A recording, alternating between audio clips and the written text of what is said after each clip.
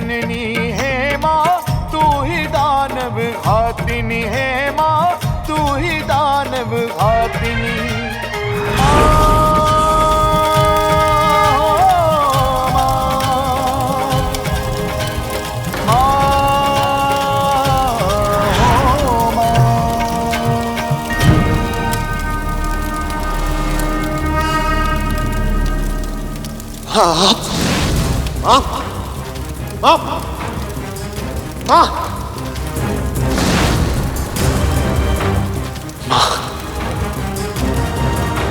माँ ये युद्ध महिषासुर को नारी शक्ति का पाठ पढ़ाने हेतु कर रही हैं।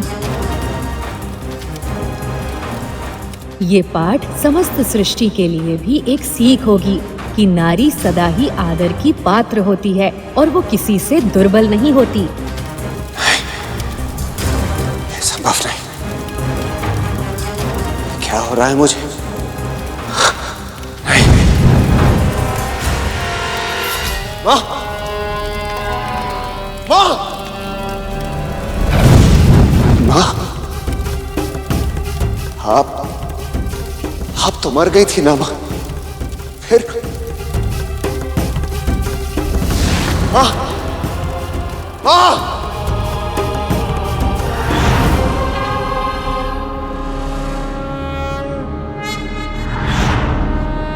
तो ये तुम्हारी माया है, मारना चाहती हो तुम मुझे। किसी निहत्थे पर कायर वार करते हैं महिषासुर। एक स्त्री कायर नहीं होती, बस वो न्याय करना चाहती है, किसी से प्रतिशोध नहीं लेना चाहती, केवल दुष्टों को दंड देना चाहती है।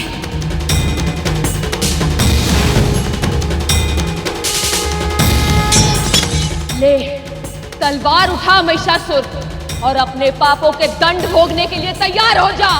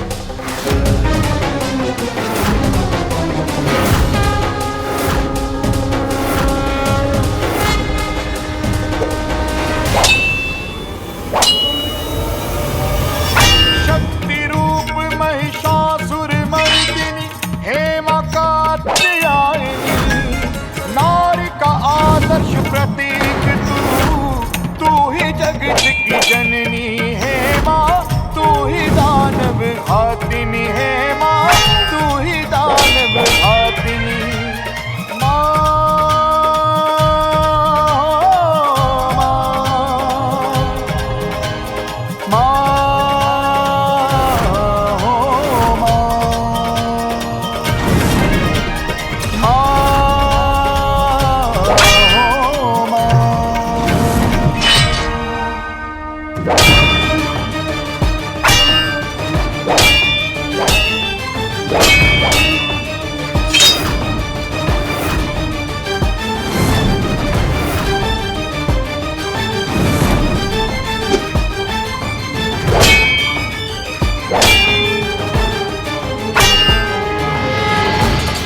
मां कात्यायनी ने यह सिद्ध कर दिया कि ये साक्षात शक्ति हर स्त्री में इन्हीं का अंश।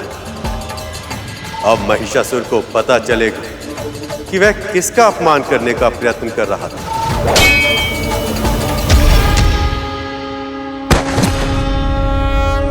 शक्ति रूप महिषासुर मर्दिनी हेमा कात्यायनी, नारी का आदर्श प्रतीक तू ही जगत की जननी है माँ, तू दानव घातिनी है माँ, तू ही दानव घातिनी।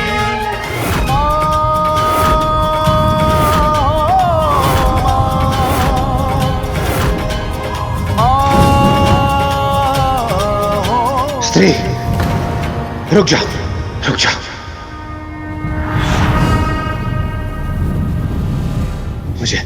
मुझे क्षमा कर दो, क्षमा कर दो मुझे देवी, मुझे क्षमा कर दो। यदि इसी बुद्धि का उपयोग तूने समय पे किया होता तो आज तेरी ये दशा नहीं होती महिषासुर। परंतु अपने अभिमान के अंधकार में तू इतना चूर था कि तूने अपने गुरु का सुझाव भी नहीं माना था। और अब बहुत देर हो चुकी है, तेरे पाप क्षमा करने योग्य नहीं है। नहीं, रुको।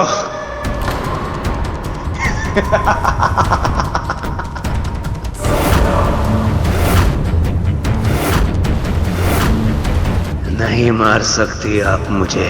मुझे ब्रह्मदेव का वरदान प्राप्त है, कोई नहीं मार सकता मुझे।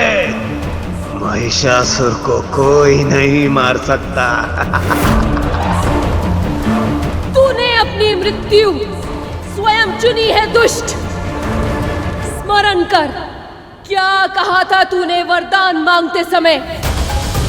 कि कोई भी देवता, यक्ष, गंधर्व, किन्नर, कोई भी पशु पक्षी, किसी भी प्रजाति का कोई भी पुरुष मेरा वध न कर सके। आज मृत्यु के भय से तू क्षमा मांग रहा है, पर तुझ जैसे घनघोर पापी को क्षमा करना मेरे अन्य संतानों के साथ अत्याचार करना होगा। और मैं उनके साथ अत्याचार नहीं करूंगी, मैं करूंगी तेरा संहार। शक्ति रूप महिषासुर मर्दिनी हेमा कात्यायनी, नारी का आदर्श प्रतीक तू ही जगत की जननी हेमा, तू ही दानव घातिनी हेमा, तू ही दानव घातिनी।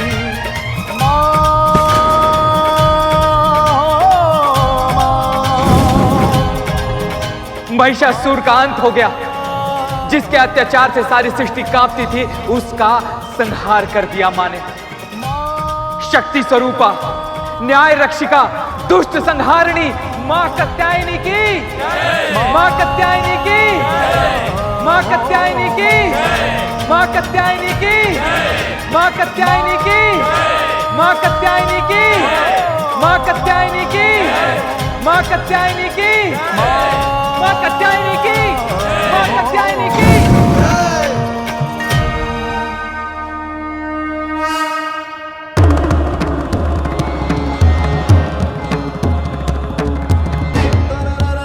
शांत देवी,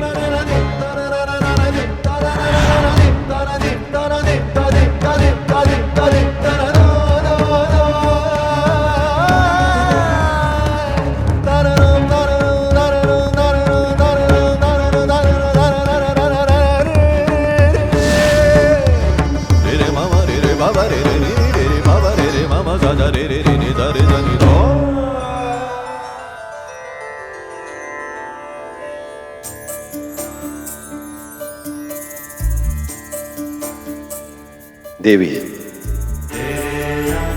कुछ समय पहले आपने मुझसे प्रश्न किया था कि आप कौन हैं। आज ना मुझे केवल बल्कि सभी को, समस्त संसार को आपने स्वयं अपना परिचय दिया है। आपने सिद्ध किया है कि आप जगत जननी हैं, शक्ति स्वरूपा हैं। आप जो आप कर सकती हैं, कोई और सोच भी नहीं सकता।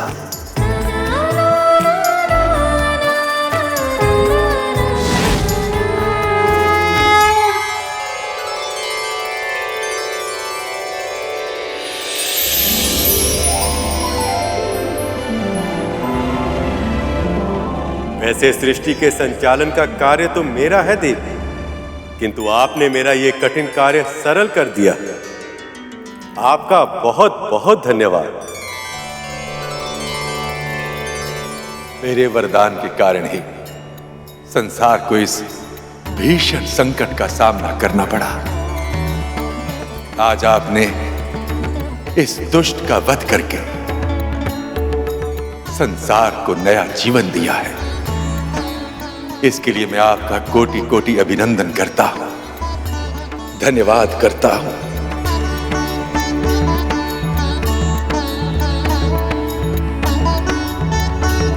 मां, इस महान नीच के नियंत्रण में स्वर्ग का कण कण त्राही त्राही कर रहा था, उसे मुक्त कराया आपने। मेरी पत्नी शची और सभी स्त्रियों को इस भयानक राक्षस से रक्षा की है। आपका बहुत बहुत धन्यवाद मां।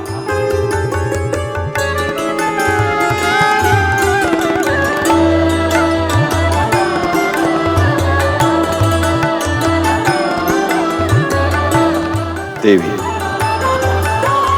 आज से ये संसार आपको एक नए नाम से जानेगा। वो जिसने महिषासुर के मद का मर्दन किया, अर्थात महिषासुर मर्दिनी। महिषासुर मर्दिनी की, महिषासुर मर्दिनी की, महिषासुर मर्दिनी की, महिषासुर मर्दिनी की, महिषासुर मर्दिनी की, महिषासुर मर्दिनी की, महिषासुर मर्दिनी की।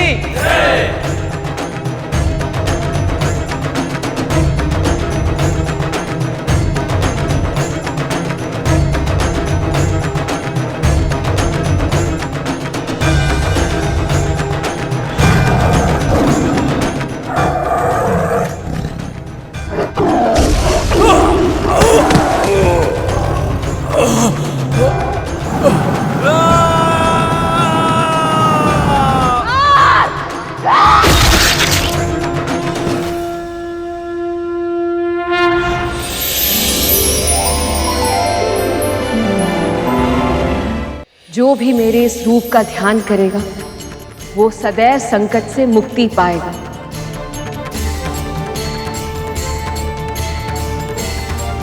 मेरे इस अवतार से पापियों और दुराचारियों के मन में भय उत्पन्न होगा। हर सच्चे भक्तों को निर्भय बनाएगा। ये मेरा आशीर्वाद है।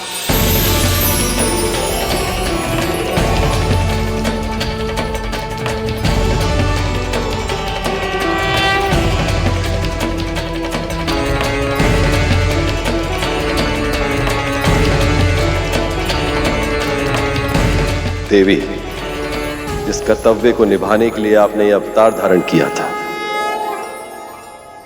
वो अब पूर्ण हो गया है। पर अब आपके इस रूप को देखकर आपके प्रति मेरा प्रेम और अधिक बढ़ गया है।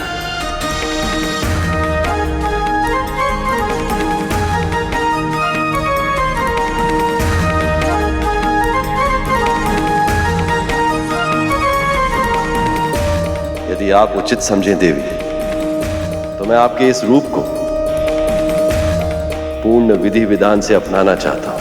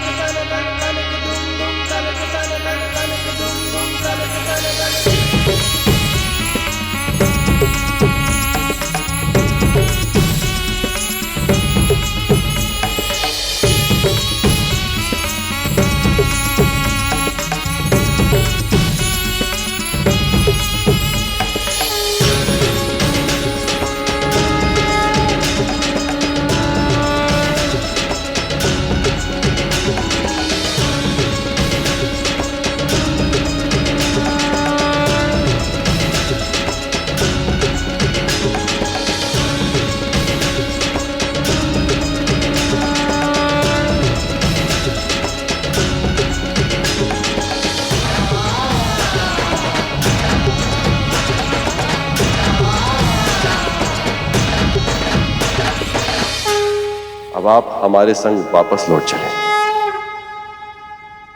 कैलाश आपके बिना घर नहीं लगता।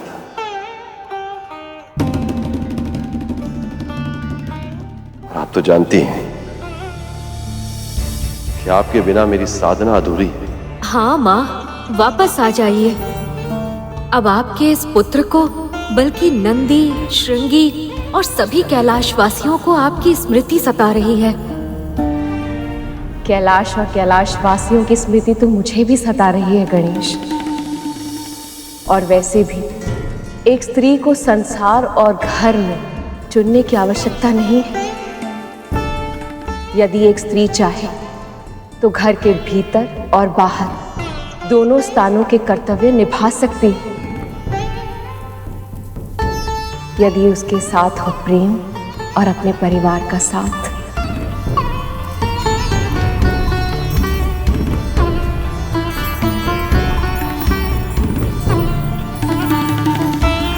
नवरात्रि के 7वें दिन हम माँ के कालरात्रि रूप की आराधना करते हैं। कालरात्रि जिनके वश में है काल अर्थात मृत्यु और समय, इस रूप में माँ संसार को ये शिक्षा देना चाहती है कि एक स्त्री अपनी इच्छा शक्ति, भक्ति और तपोबल से अपने पति और संतान पर आए संकट को द्वार से ही लौटा सकती है, फिर चाहे वो बुरा समय हो या स्वयं मृत्यु।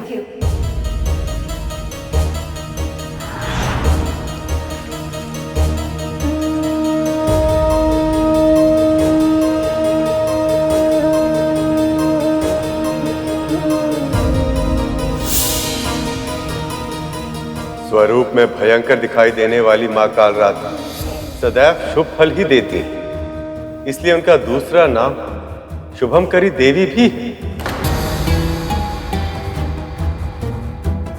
पिताजी,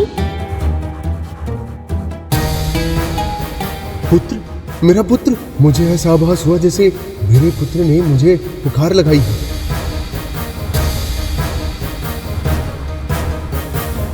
कहीं ये दोनों अपने पुत्र के लौटने का तो नहीं सोच रहे हैं? यदि वो लौटा है तो मेरी सारी योजना विफल हो जाएगी।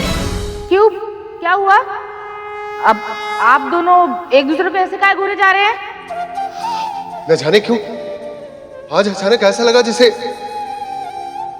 हमारे पुत्र हमें पुकारे।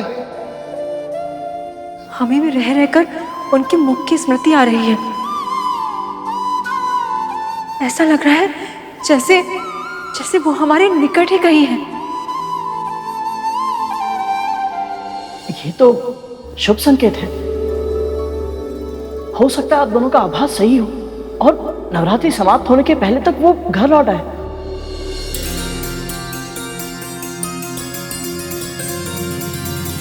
अब आपके पटर पटर करने से थोड़ी हर चीज सत्य हो जाएगी।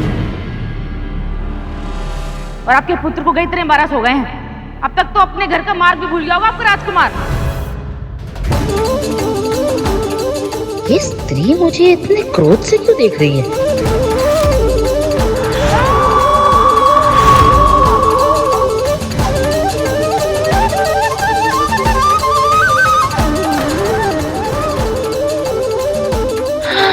और मुझे इनमें माता का रौद्र स्वरूप क्यों दिखाई दे रहा है? ये कथा सुनकर आपको पता तो चल ही गया हो कि यदि मां चाहे तो कुछ भी संभव हो सकता है। आप पूरे मन से व्रत और पूजा करते, मुझे पूरा विश्वास है कि यदि मां प्रसन्न हुई तो आपकी मनोकामना अवश्य पूर्ण होगी।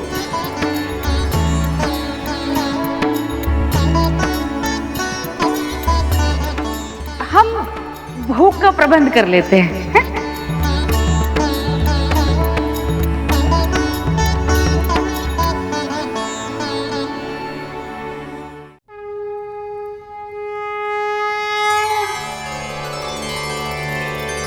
आप सब निश्चिंत रहे।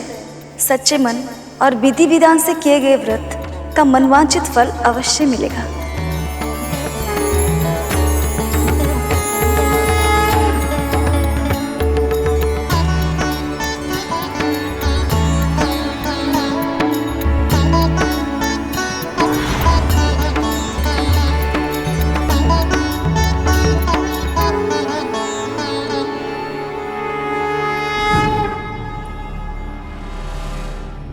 भगवती की कृपा से आज हमें माँ के दर्शन हो ही गए। और माता ने स्वयं हमसे कहा कि हमारी मनोकामना जल्द ही पूर्ण होगी। हमारा पुत्र हमारे पास एक दिन अवश्य लौटेगा।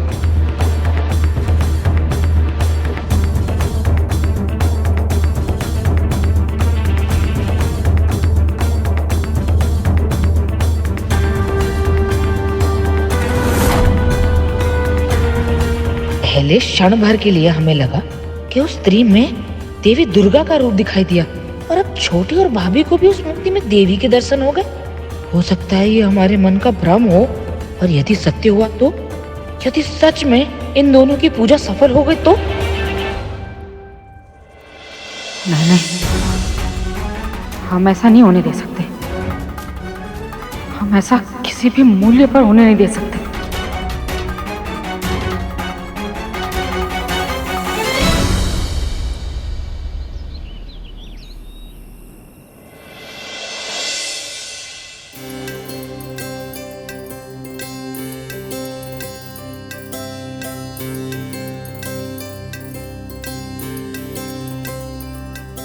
इस व्रत के कारण शास्त्री जी और उनकी धर्मपत्नी के मन में आशा का दीपक जला है।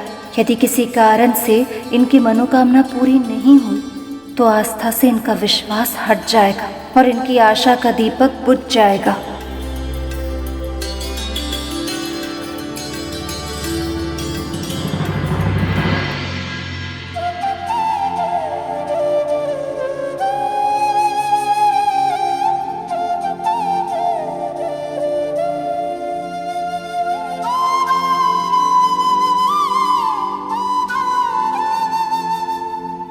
माँ, मार्गदर्शन करें।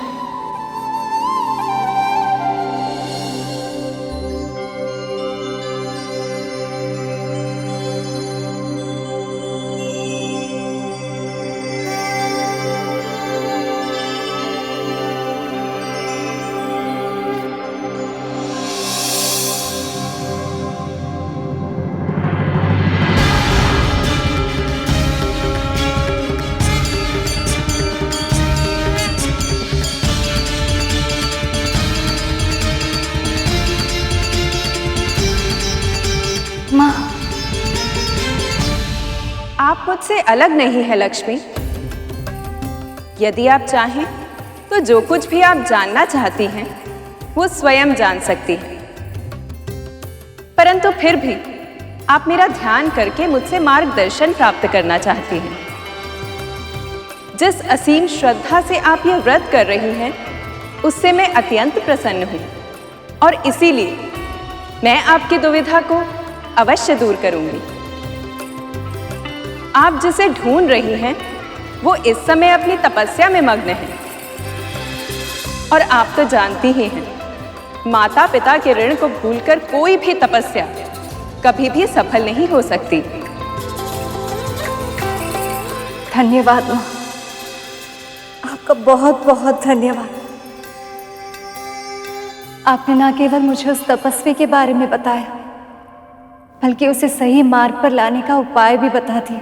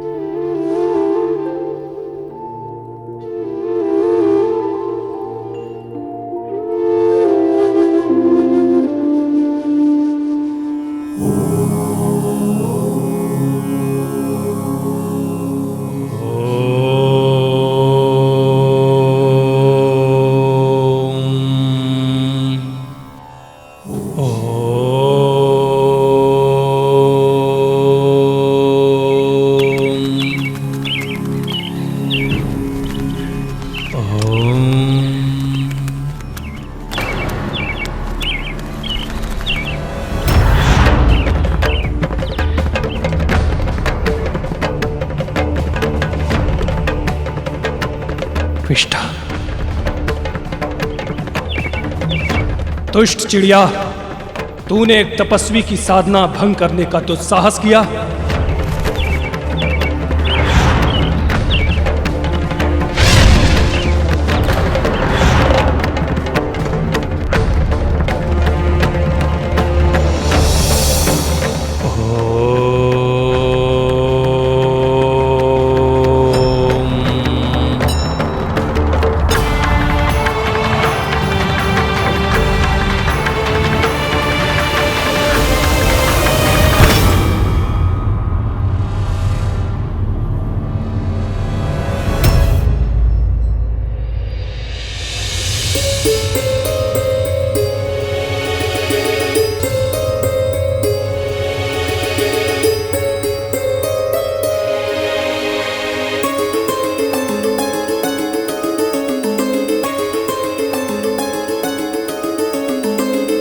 तो अभी उस तपस्वी की आंखें नहीं खुली है। उसकी आंखों पर पड़ा पट हटाना होगा, सत्य दिखाना होगा उसे।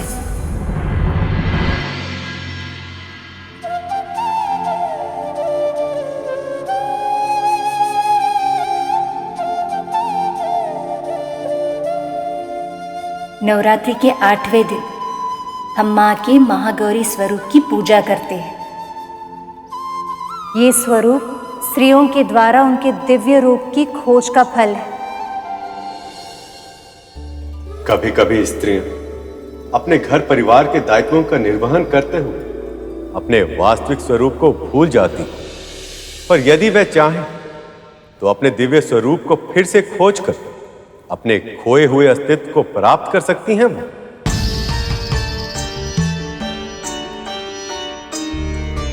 परंतु मां, इससे मां के महागौरी अवतार का क्या संबंध है? मां का ये दिव्य स्वरूप कैसे उजागर हुआ? महिषासुर के वध के बाद देवी मां फिर से पहले की तरह पूर्ण तन्मयता के साथ अपने परिवार और कैलाश की व्यवस्था संभालने लगी। दिन प्रतिदिन के इस अनवरत क्रम और अपने दायित्व को निभाते निभाते वो अपना वास्तविक स्वरूप भूलते जा रही थी।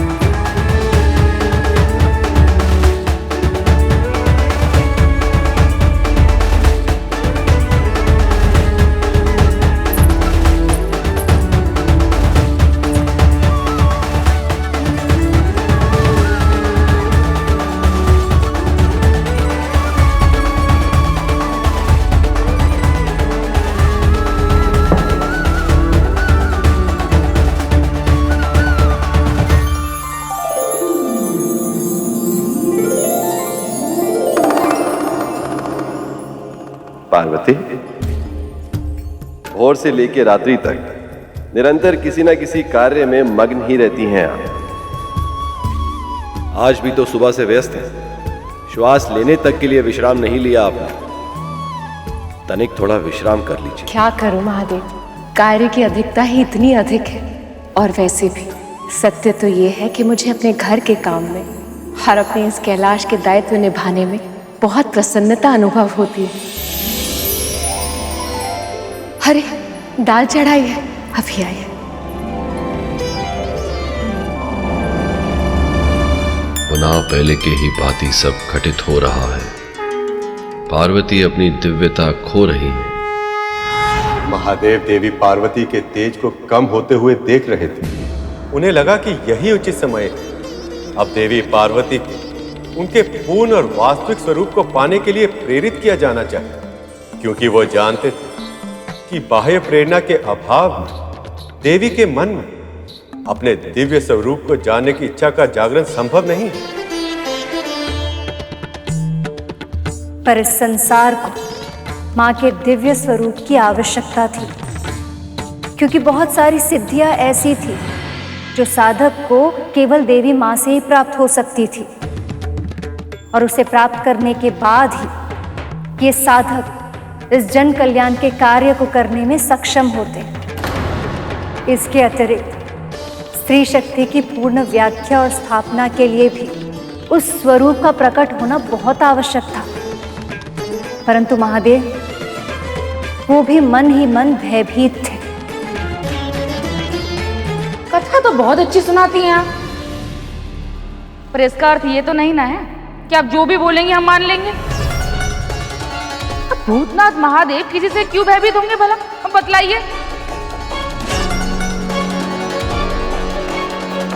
वैसे सभी को यही लगता है कि पत्नियां ही पति से भयभीत होती हैं, किंतु सत्य तो ये है कि पतिव्रता स्त्रियों से पति भी भयभीत होते हैं, क्योंकि ऐसी स्त्रियां अपने सभी कर्तव्यों का पालन बहुत सुगमता से करती हैं, अपने सभी कार्यों को बहुत लगन से करती हैं और अपने दायित्वों को निभाकर बहुत गर्व अनुभव करती हैं। वो ऐसे में एक स्त्री को उसके दिव्य रूप के लिए प्रेरित करने का अर्थ होता है उसके वर्तमान की निंदा करना। और महादेव की भी दुविधा यही थी कि वह अपनी प्रिय, अपनी पत्नी की निंदा कैसे करें।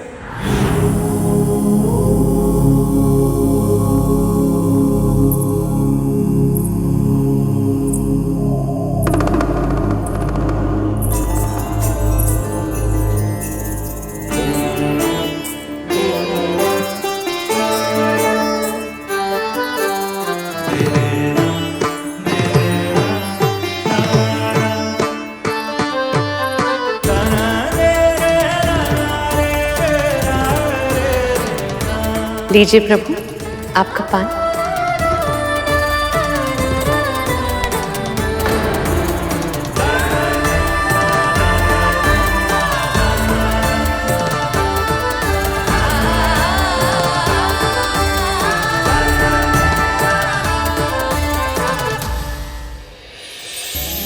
क्या हुआ? ऐसे क्यों देख रहे हैं? ओहो, बताइए भी। आपका मन दुखाए बिना कैसे कहूं प्रिय, बस यही आशा है कि किसी तरह मेरे हृदय को चीरने वाले इस परिवर्तन को आप स्वयं ही देख लें तो मेरी दुविधा समाप्त हो जाए।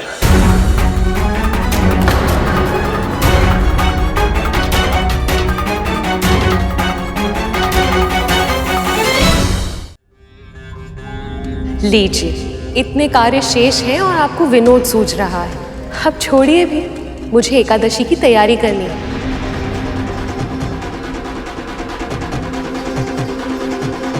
पार्वती को दिखाई क्यों नहीं दे रहा कि इनका स्वरूप अपनी दिव्यता खो रहा है। आपने कुछ कहा प्रभु?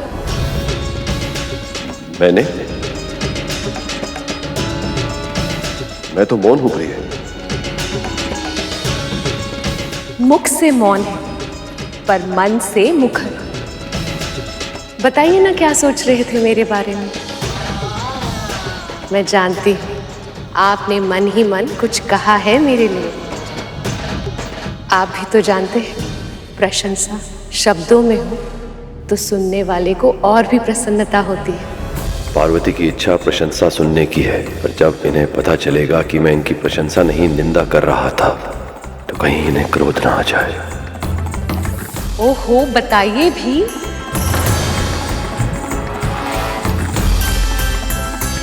नहीं प्रिय, मैं कुछ नहीं सोच रहा।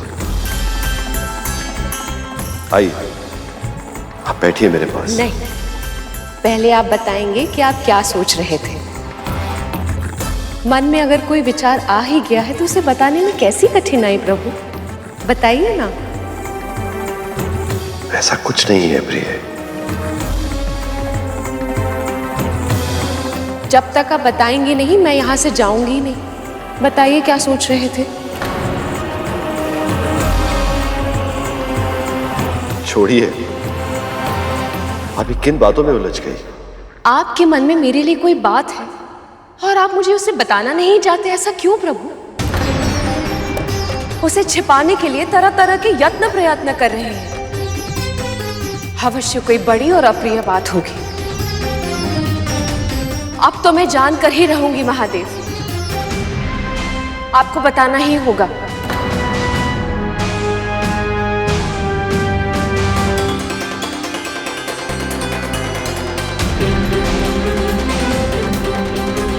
ठीक है, यदि आप बताएंगे नहीं तो क्या मुझे पता नहीं चलेगा? मैं अपनी शक्ति से स्वयं जान लूंगी।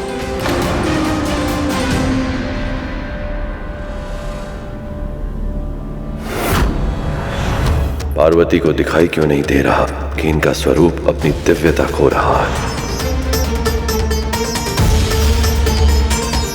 इनका क्रोध बढ़ रहा है, कहीं कुछ अप्रिय ना हो जाए।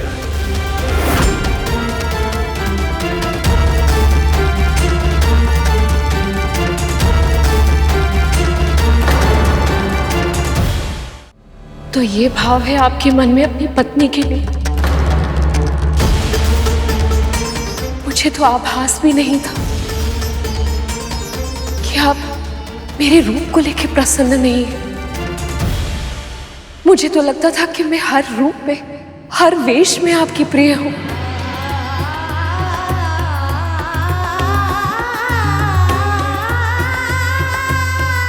आपको सत्य ही लगता है भाई? हर रूप में, हर स्वरूप में मुझे आप सबसे अधिक प्रिय हैं। तो फिर ये बात आपके मन में आई भी कैसे? इतनी बड़ी बात, मेरा रूप आपके लिए दिव्य नहीं है, ये आपके लिए विषाद का कारण है। आप मेरे इस रूप को दिव्य नहीं मानते। एक स्त्री का जीवन तभी सार्थक होता है जब वो अपने पति की दृष्टि में संसार की सबसे अच्छी, सबसे सुंदर, सबसे उत्तम स्त्री हो। पर आपके मन में मेरे स्वरूप को लेकर प्रश्न उठ रहे हैं। आप ऐसा क्यों कह रही हैं देवी? ये सत्य है स्वामी, धिक्कार है मुझ पर, धिक्कार है ऐसे जीवन पर कि मैं अपने पति को पूर्ण सुख नहीं दे पाई। और इसीलिए अब मैं यहां नहीं रह सकती महादेव।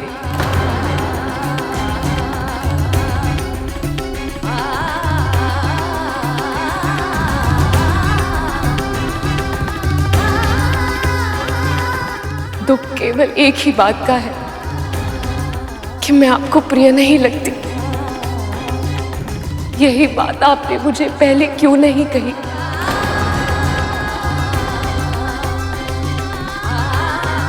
मैं भ्रम में थी।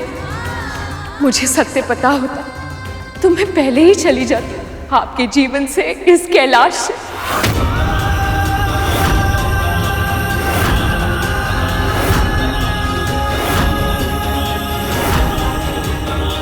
जब भूल का पता लग जाए तो उसे सुधार लेना चाहिए।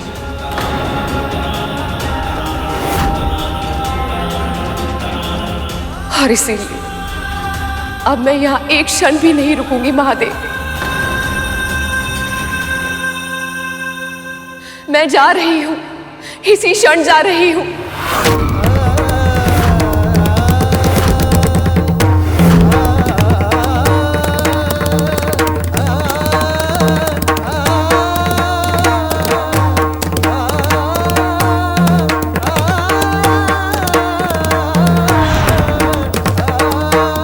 पार्वती, पार्वती, पार्वती।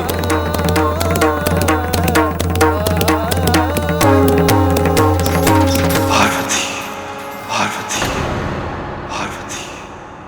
मेरे मन का, मेरी आत्मा का आधा भाग हैं आप। फिर भी आज आपको अपने से दूर जाते हुए देखने के अतिरिक्त और कुछ नहीं कर सकता मैं। संसार के हित के लिए मुझे ये अपार दुख भी सहना ही होगा। आज एक बार फिर विरह का हलाहल मुझे पीना ही होगा प्रिय। महादेव ने जो सोचा था माँ वो तो जान गई, परंतु मन के भाव को जाने बिना क्रोधित हो गई वो। फिर क्या हुआ माँ? फिर देवी पार्वती तपस्या करने चली गई ताकि वो अपने उस दिव्य स्वरूप को वापस प्राप्त कर सके जिसकी इच्छा महादेव के मन में थी। तपस्या और आराधना जैसे कठिन श्रम काहे करने गए? अरे वो तो देवी है, इच्छा करती फिर जो चाहे स्वरूप उनको मिल जाता।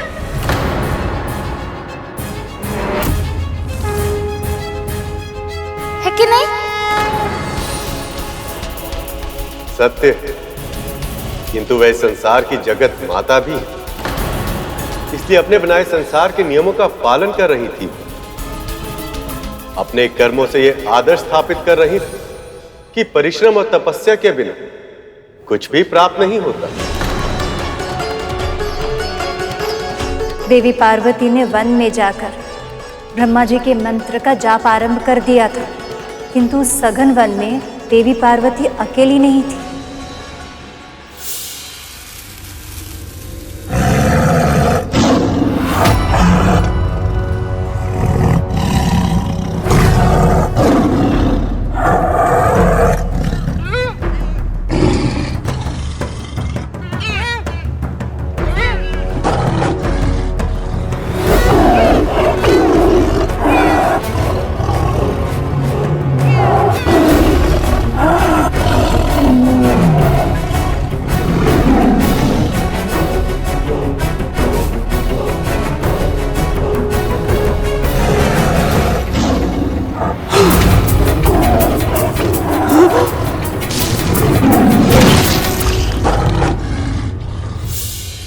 उस वन में एक सिंह भी रहता था जो अब वृद्ध हो चला था। पशुओं का आखेट ना कर पाने के कारण वो नरभक्षी बन चुका था। किंतु देवी पार्वती इस बात से विभिन्न अपनी तपस्या में लीन थी। ओम ब्रह्मदेवाय नमः। ओम ब्रह्मदेवाय नमः। ओम ब्रह्मदेवाय नमः। ओम ब्रह्मदेवाय नमः। ओम ब्रह्मदेवाय नमः। ओम ब्रह्मदेवाय नमः। ओम ब्रह्मदेवाय नमः। ओम ब्रह्मदेवाय नमः। ओम ब्रह्मदेवाय नमः।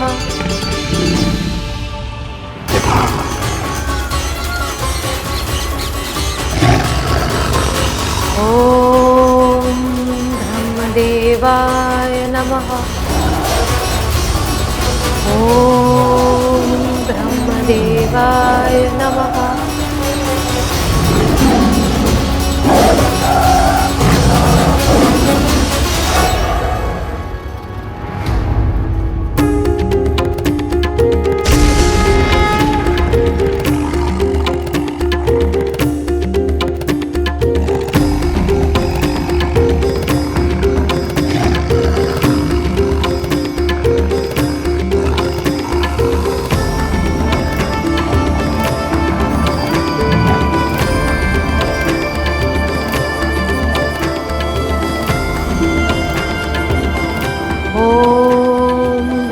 ब्रह्मदेवाय नमः।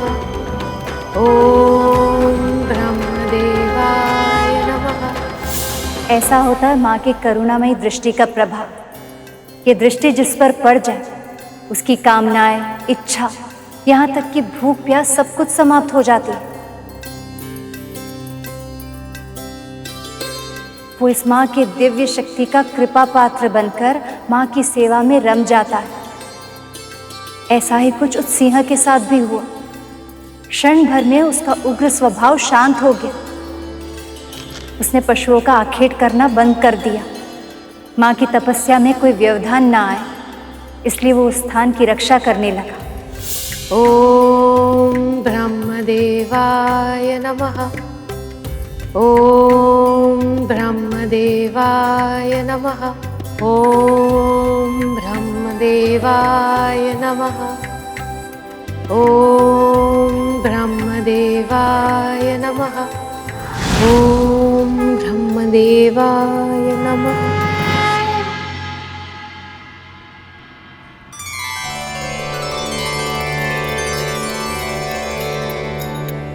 ब्रह्मदेव, कल्याण हो।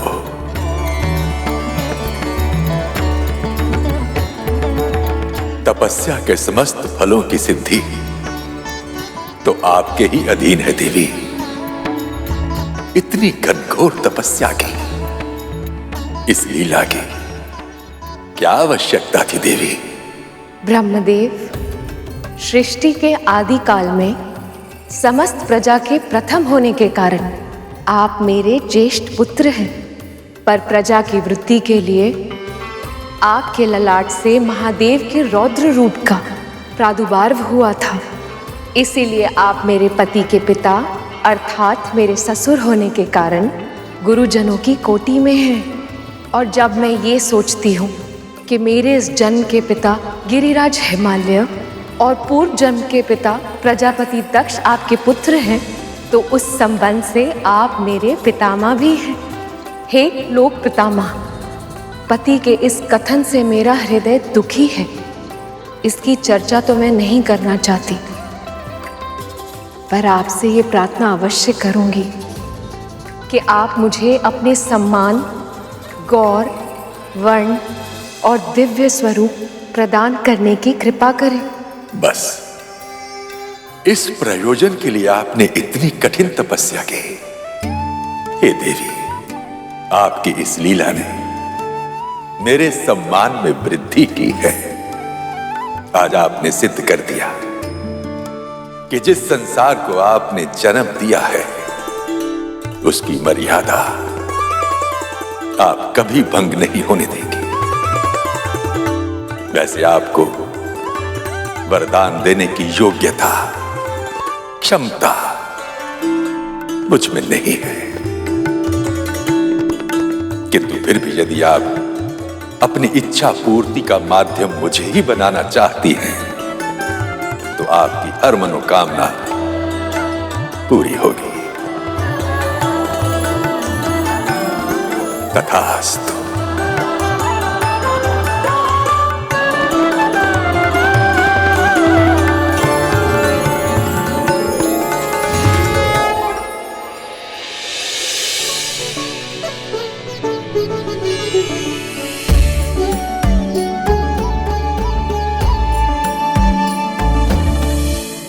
हे देवी, समस्त संसार को आपके इस महागौरी स्वरूप की बहुत आवश्यकता थी।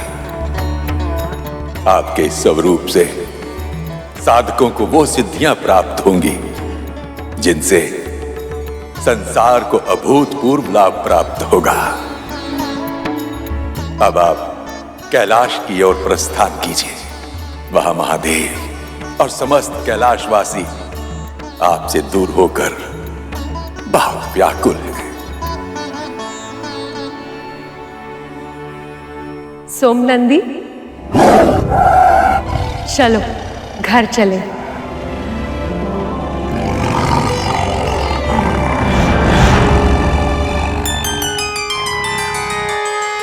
तो इस तरह अपने दिव्य स्वरूप को प्राप्त करने के बाद माँ कैलाश लौट गई। नहीं सुपर्ण, उनके मार्ग में एक विघ्न भी शेष था।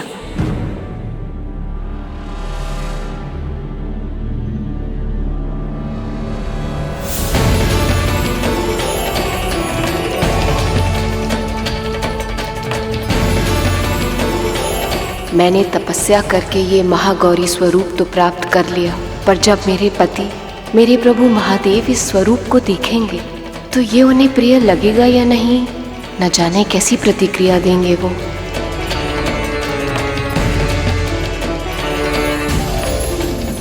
गणेश, कार्तिकेय,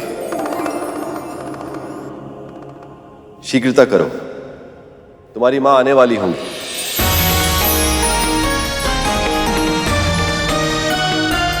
उचित ये होगा कि मैं स्वयं जाकर उन्हें ले आऊं। प्रभु, मां को लेने शिवगण पहले ही जा चुके हैं।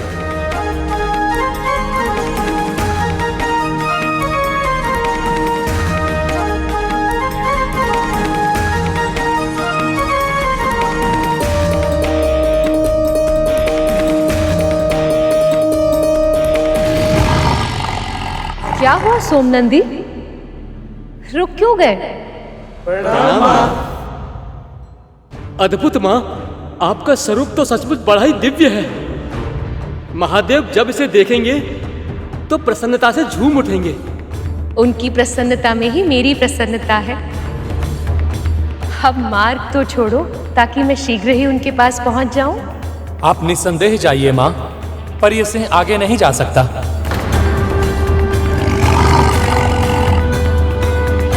ये शिवगण मेरे वाहक सिंह को मेरे ही कैलाश में प्रवेश करने से रोक रहे हैं। क्या इस कैलाश पर मेरा कोई अधिकार नहीं? यदि महादेव इस कैलाश के स्वामी हैं, तो मैं भी तो उनकी अर्धशक्ति हूँ, इस कैलाश की स्वामिनी हूँ। मुझे इनके भीतर अपना महत्व स्थापित करना ही होगा।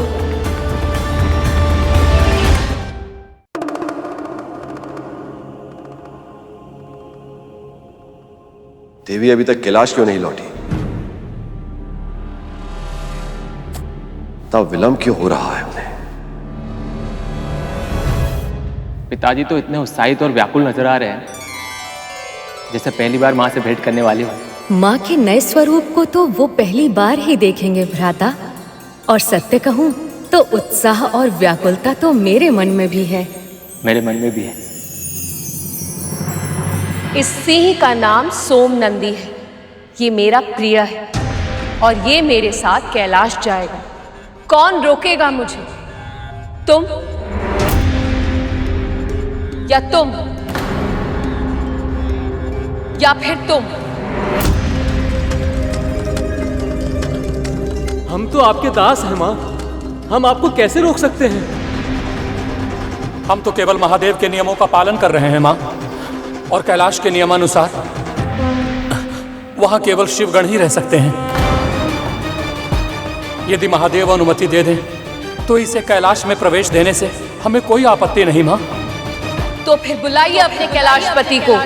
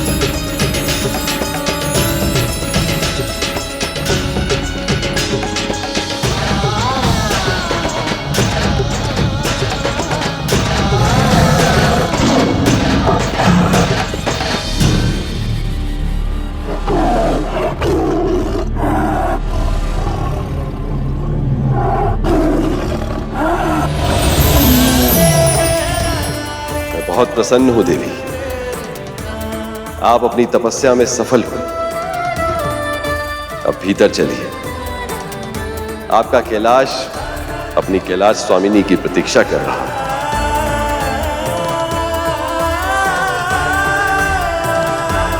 इस क्षण की प्रतीक्षा मैंने भी बहुत व्याकुलता के साथ की है प्रभु,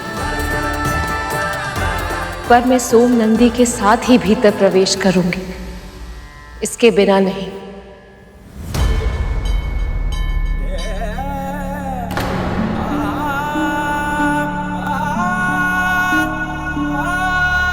ये कैसे संभव है देवी?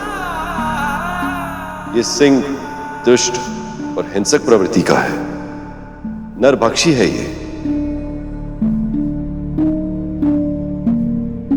अपने अतीत में था महादेव, पर अब जब से ये मेरी शरण में आया है, इसने आखेट करना तक छोड़ दिया है। इसका स्वभाव पूरी तरह से बदल गया है। इसने मेरी तपस्या में रक्षा की है, ध्यान रखा कि मेरी तपस्या में किसी भी तरह का विघ्न ना आ पाए। ये सब अंतर मन में भक्ति भाव जागरण हुए बिना कैसे संभव हो सकता है प्रभु? आप तो जानते ही हैं, जिसके मन में सच्चे रूप से भक्ति जाग जाए तो अतीत के सारे पाप उसके लिए अपने आप अंत हो जाते हैं। और सबसे बड़ी बात तो ये है कि इसे मेरी कृपा प्राप्त है। ऐसा प्राणी अपने पूर्व संचित पापों से, सभी कष्टों से और हर दुखों से सहज ही मुक्त हो जाता है। और इसीलिए इसे अपने गणों में स्थान और कैलाश में प्रवेश करने की अनुमति आपको देनी ही होगी महादेव।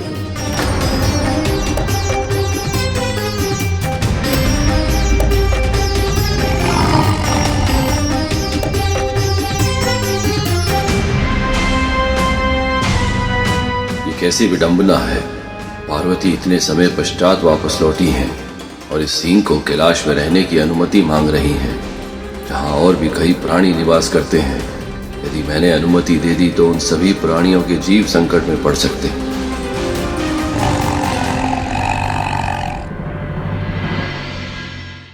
पर मां, यहाँ नंदी जी और श्रृंगी भी तो रहते हैं। सिंह और बैल का संबंध स्वभाव से ही शत्रुता का है। ऐसे में इस सिंह का कैलाश में निवास कैसे संभव हो पाएगा मां?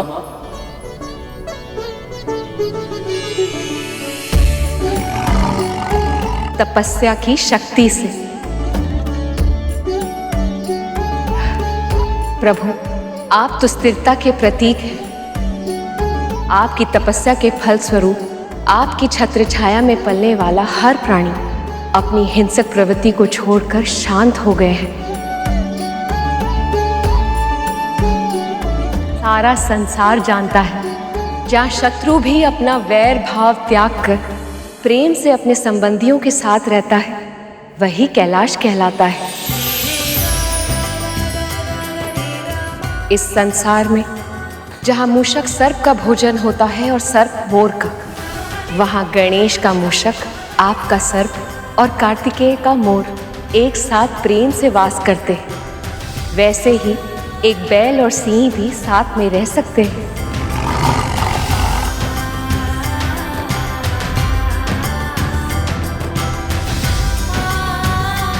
आपने सत्य कहा देवी। जहां शत्रु वैर भूल जाए वो स्थान कैलाश ही हो सकता है। मैं आपके सिंह सोमनंदी को अपने गढ़ों में स्थान देता हूं और आज से सोमनंदी हमारे साथ कैलाश पर ही निवास करेगा।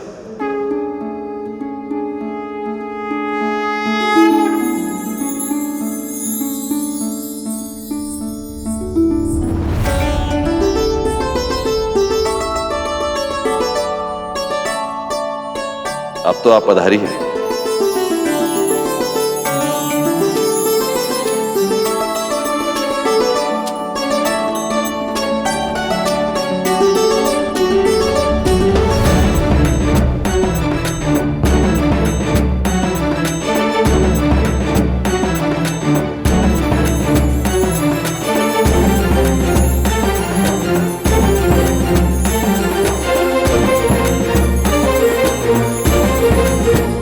तो इस प्रकार शक्ति ने अपने माँ गौरी अवतार को सार्थक किया, किंतु उनका उपकार मानने के स्थान पर देवता अपने अहंकार में डूबने लगे।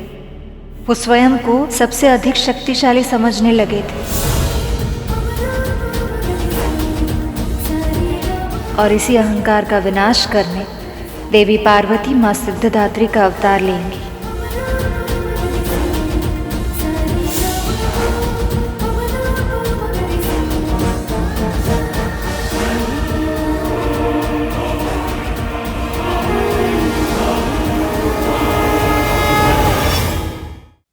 इस तरह महागौरी की कथा पूरी हुई। अब अगली कथा अर्थात नौ दुर्गा की कथा हम कल सुनेंगे। चलिए आरती करते हैं।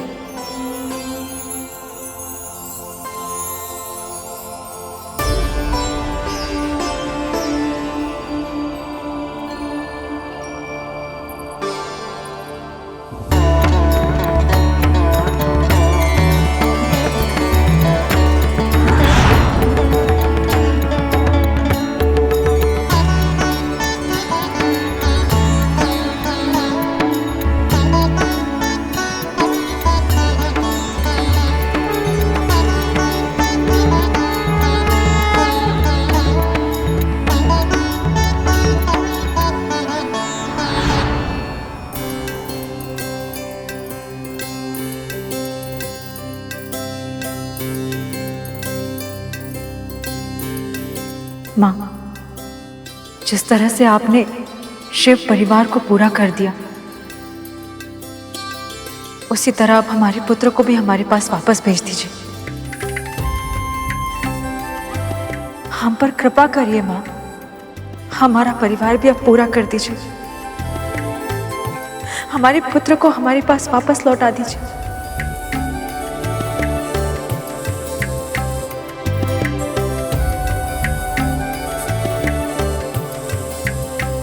यदि तुम्हारे पुत्र को लौटना होता तो अब तक आ चुका होता। नमस्ते। अरे बहन जी आप, वो मैं आपको ये बताने आई थी कि कल ना नवरात्रि की अंतिम तिथि नवमी है, जहाँ कन्याओं का पूजन करना आवश्यक है, तभी नवरात्रि व्रत का पूर्ण फल प्राप्त हो सकता है। आप चिंता नहीं ना कीजिए बहन जी, हम गांव में जाकर सभी योग्य कन्याओं को न्योता दे देंगे। आपकी इस निष्ठा को देखकर माँ प्रसन्न ना हो, ऐसा तो हो ही नहीं सकता।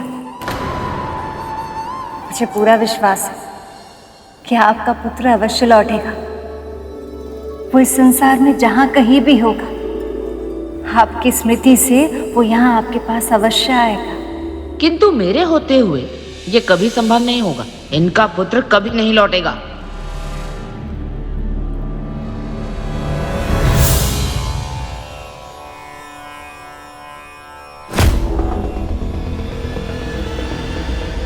माँ, चलिए मैं चलती हूँ। जी नमस्ते।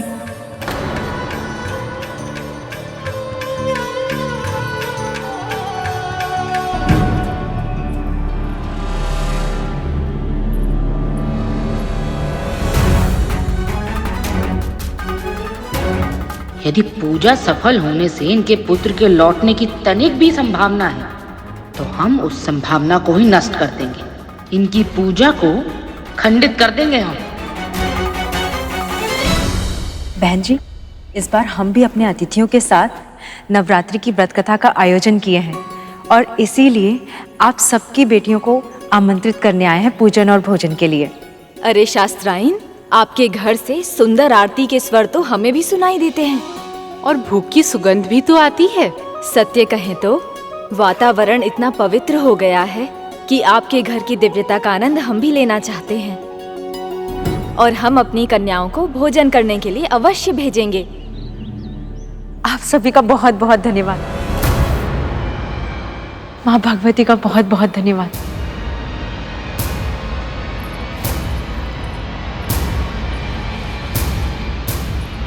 अरे चलो भी, विलंब हो रहा है।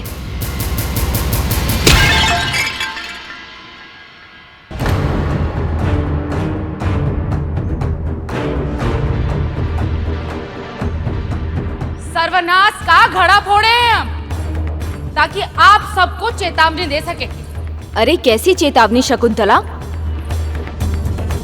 अब अपने भाई भौजाई को तो तंत्र मंत्र से बचा नहीं पाए हम, पर आप सबके पास अब भी समय है।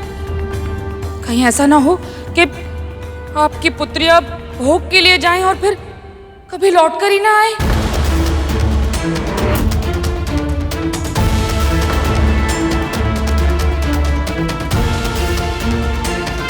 ये क्या कह रही हो तुम?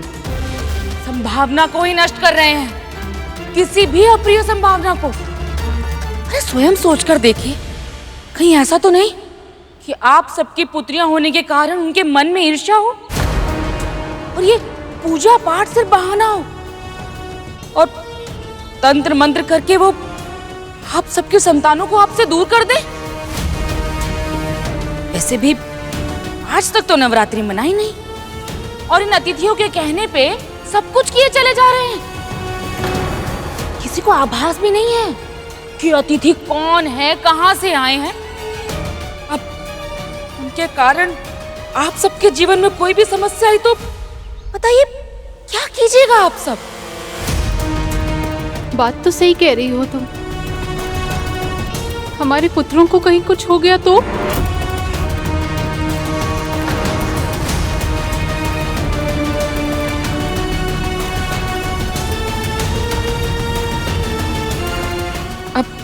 चेतावनी देना हमारा काम था, बाकी आप सब देख ही लीजिएगा।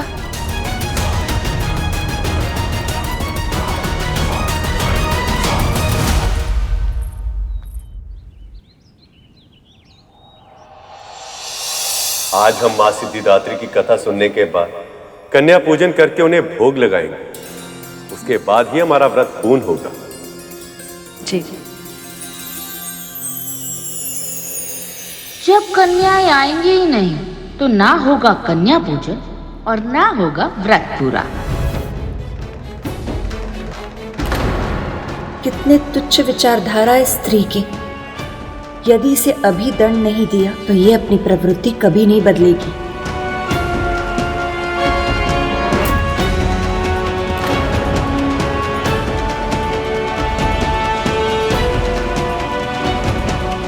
बाकी तैयारियां बाद में होती रहेंगी। अभी हम कथा आरंभ करते हैं।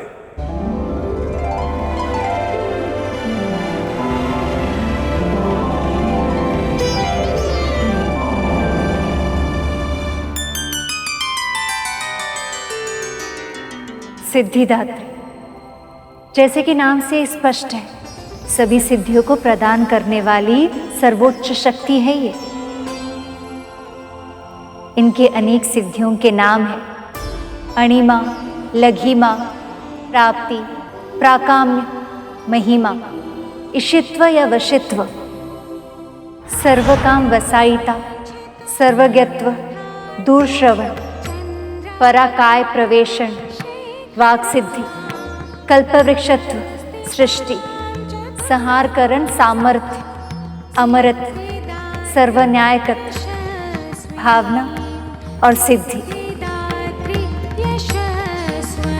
माँ सिद्धिदात्री ही इन सभी की जन्मदात्री है। ब्रह्मा, विष्णु, महेश अर्थात त्रिदेवों को भी उनकी सिद्धियाँ माँ सिद्धिदात्री की तपस्या करने के पश्चात ही प्राप्त हुई है। अष्ट सिद्धि नौ निधि की दात्री हे मां सिद्धिदात्री, मन वांछित फल प्राप्त करे जो ध्याते दिवस और रात। नवरात्रि के अंतिम दिन अर्थात 9वें दिन हम इन्हीं की पूजा करते हैं।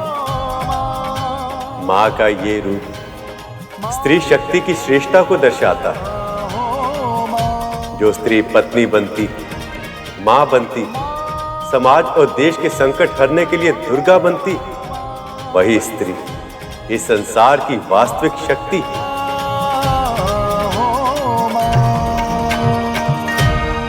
इस समस्त संसार में जो भी शक्ति विद्यमान है, उसकी स्रोत केवल और केवल स्त्री ही है। तब तो प्रभु, मैं ये जानने के लिए बहुत उत्सुक हूं कि माँ का ये रूप संसार के सामने कैसे उजागर हुआ। माँ ने ये रूप संसार को ये संदेश देने के लिए प्रकट किया था कि स्त्री ही इस संसार की सर्वोच्च शक्ति है। इसलिए किसी को भी अपनी शक्ति के अहंकार में किसी भी स्त्री को तुच्छ नहीं समझना चाहिए। बहुत समय पहले की बात है, असुरों को पराजित करने वाले देवताओं को अहंकार आ गया था। वो स्वयं को सबसे अधिक शक्तिशाली समझने लगे थे।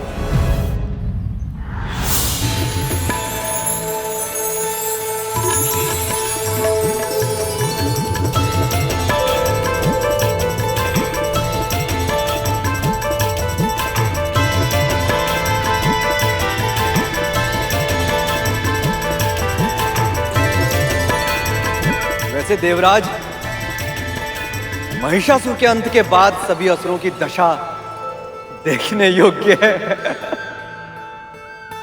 सारे असुर पाताल लोक में रहने के लिए विवश हो चुके हैं। धर्म की रक्षा के लिए यह आवश्यक था वायुदेव। पृथ्वी पर अब यज्ञ सुचारू रूप से चल रहा है और भविष्य के रूप में मिलने वाला आहार बिना किसी रुकावट के हमें निरंतर मिल रहा है। आगे भी मिलता रहेगा वरुण देव, सदैव। क्योंकि अब किसी असुर ने हमारे सामने शीश उठाने का दुस्साहस भी किया तो हमारा बाहुबल उसे ही नहीं, समस्त असुर जाति को सूखे पत्ते की तरह कुचल कर रख देगा।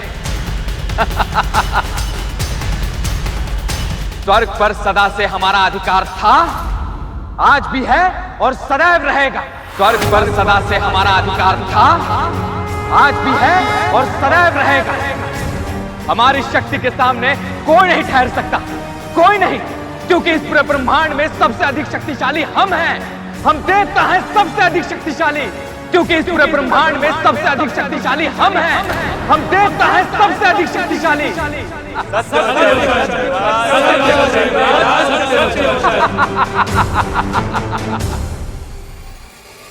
देवराज और अन्य देवताओं को शक्ति का अभिमान हो रहा है।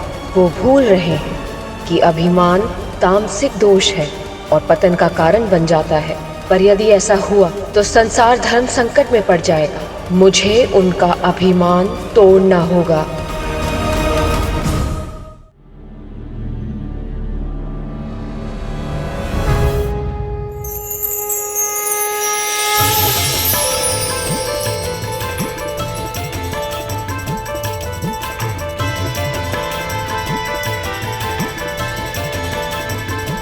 वाह, अद्भुत।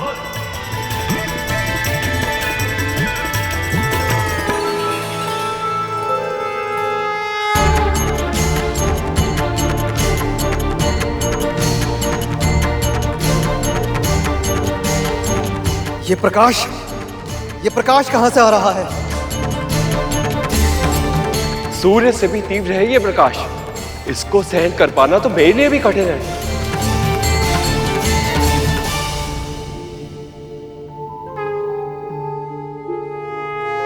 देवराज, ये प्रकाश पुंज तो स्वर्ग द्वार से आ रहा है।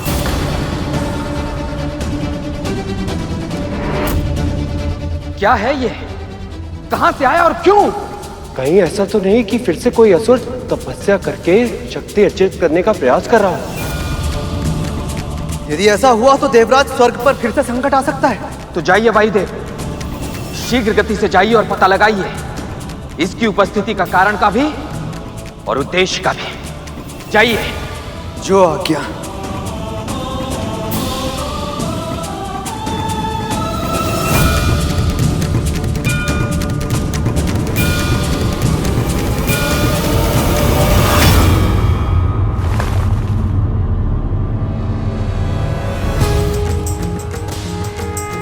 कौन हो तुम? उत्तर दो शक्तिपुंज, और किसकी शक्ति से संचालित हो? मैंने पूछा कौन हो तुम? मैंने पूछा कौन हो तुम? मैंने पूछा कौन हो तुम? पहले तुम बताओ तुम कौन हो? मेरे स्वर से कंपन कर रहे संसार को देखकर भी तुम्हें मेरा परिचय नहीं मिला? वायुदेव, वायुदेव हूं मैं। संसार के प्राण बसते हैं मुझ में। मैं चाहूं तो बड़े से बड़े नगर को पल भर में उड़ाकर मिट्टी के ढेर में बदल सकता हूं।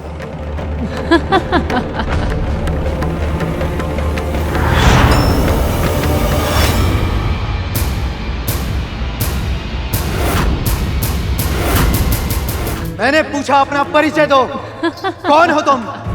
और इस तरह हंसकर मेरा उपहास उड़ाने का क्या अर्थ है? उपहास मैं नहीं, आप कर रहे हैं वायुदेव। एक पत्ते तक को उड़ाने की शक्ति नहीं है आप में, और बड़े बड़े नगर को उड़ाने की बात कर रहे हैं। स्त्री! यदि आप सत्य ही शक्तिशाली हैं, तो इस पत्ते को इस स्थान से हटाकर दिखाइए। स्त्री, क्या सचमुच आज तक तुमने मेरे विषय में नहीं सुना? वायु हूं मैं, वायुदेव। और रही बात तुम्हारे इस पत्ते की, तो इस साधारण से पत्ते को उड़ाने के लिए तो मेरी आधी श्वास ही पर्याप्त है। बस बात ही करेंगे या अपनी शक्ति का प्रदर्शन भी करेंगे वायुदेव? चुनौती, चुनौती और मुझे, वायुदेव को।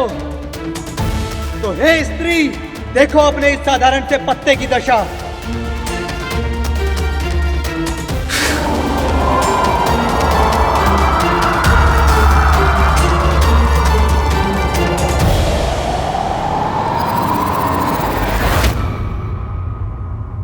थोड़ी शक्ति और लगाकर दिखाइए।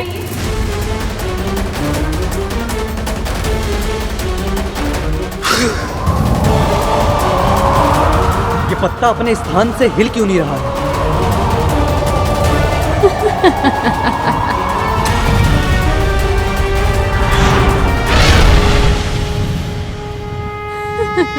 बस इतनी ही शक्ति वायुदेव।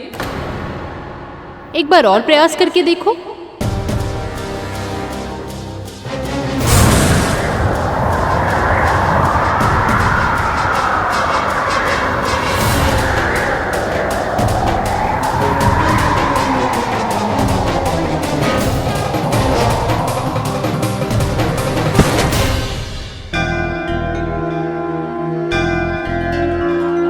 ये क्या?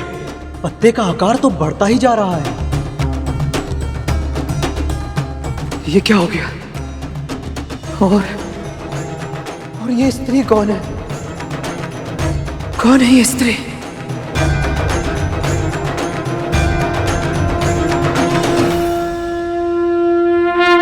वायुदेव अपनी शक्ति का इतना भीषण प्रयोग कर रहे हैं, पर इस तेज पुंज का प्रकाश तो कम होने के स्थान पे बढ़ता ही जा रहा है। जितना पहले सोचा था समस्या उससे अधिक गंभीर है। अब मुझे ही जाकर देखना होगा। अग्निदेव, वरुण देव,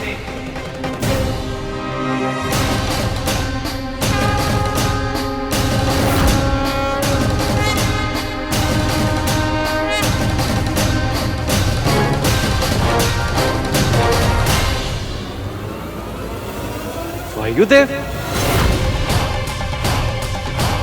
चलिए आप सब अपनी अपनी शक्तियों का प्रदर्शन करके देख लीजिए।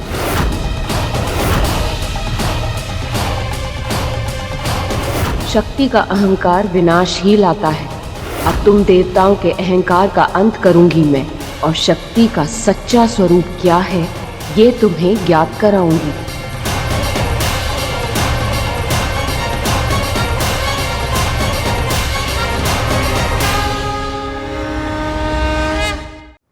तुम कौन हो स्त्री, और किस प्रदर्शन की बात कर रही हो तुम?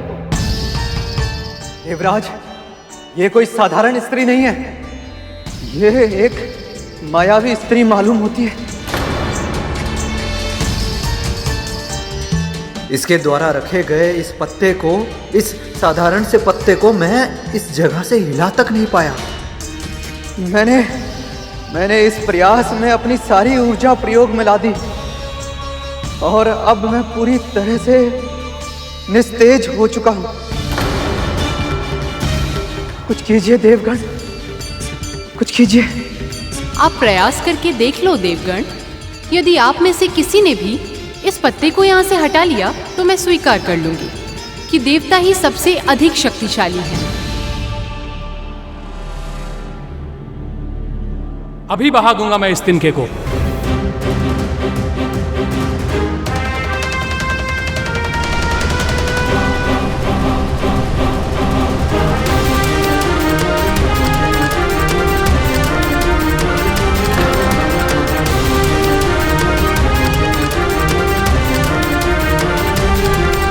ये तिनका तो गीला भी नहीं हुआ वरुण देव।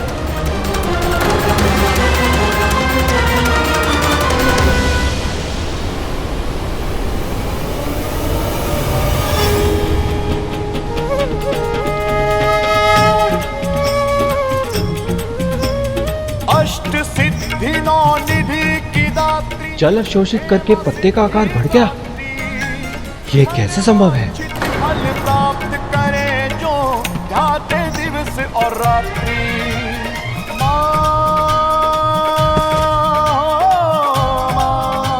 रक्षा कीजिए देवराज, हमें बचा लीजिए। ये कैसी माया है स्त्री? कैसी भी माया क्यों ना हो देवराज, पर मेरे ताप से नहीं बच पाएगी। इस पत्ते के साथ साथ स्त्री की माया भी भस्म कर दूंगा मैं।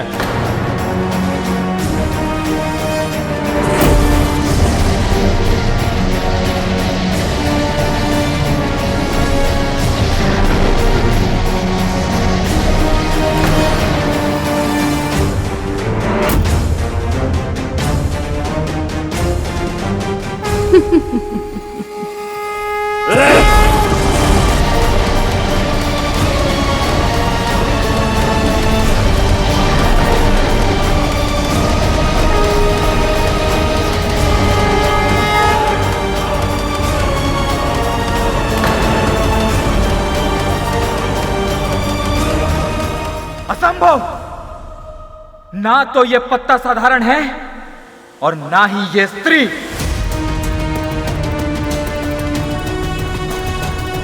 अब इस माया को नष्ट करूंगा मैं।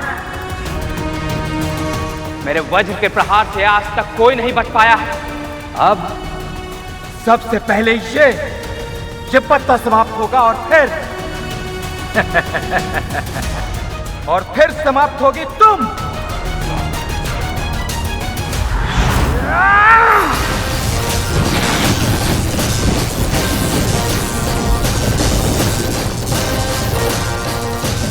ये क्या? इस पत्ते पर तो देवराज का वज्र भी विफल हो रहा है।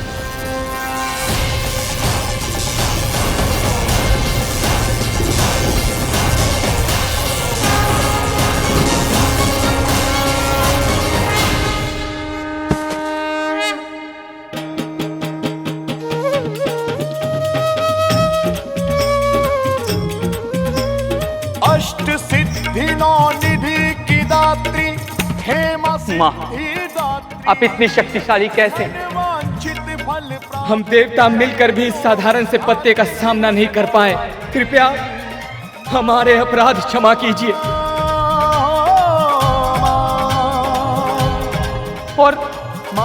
और अपना परिचय दीजिए। कौन है आप?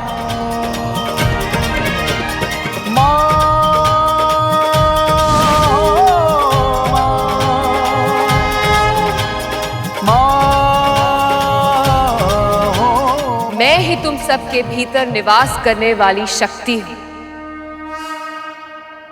इस जगत में कुछ भी कर पाने का सामर्थ्य मुझसे ही है। मेरे ही कारण तुम असुरों पर विजय प्राप्त कर पाए। मैं ही हूं 10 महाविद्याएं।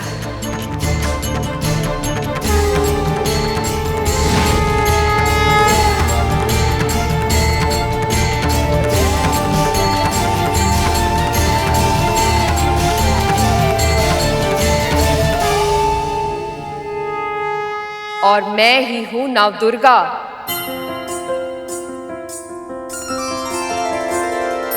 दुर्गा दुर्गति शमनी दुर्गा पदिनी पारिणी दुर्ग मच्छदिनी दुर्ग साधिनी दुर्ग नाशिनी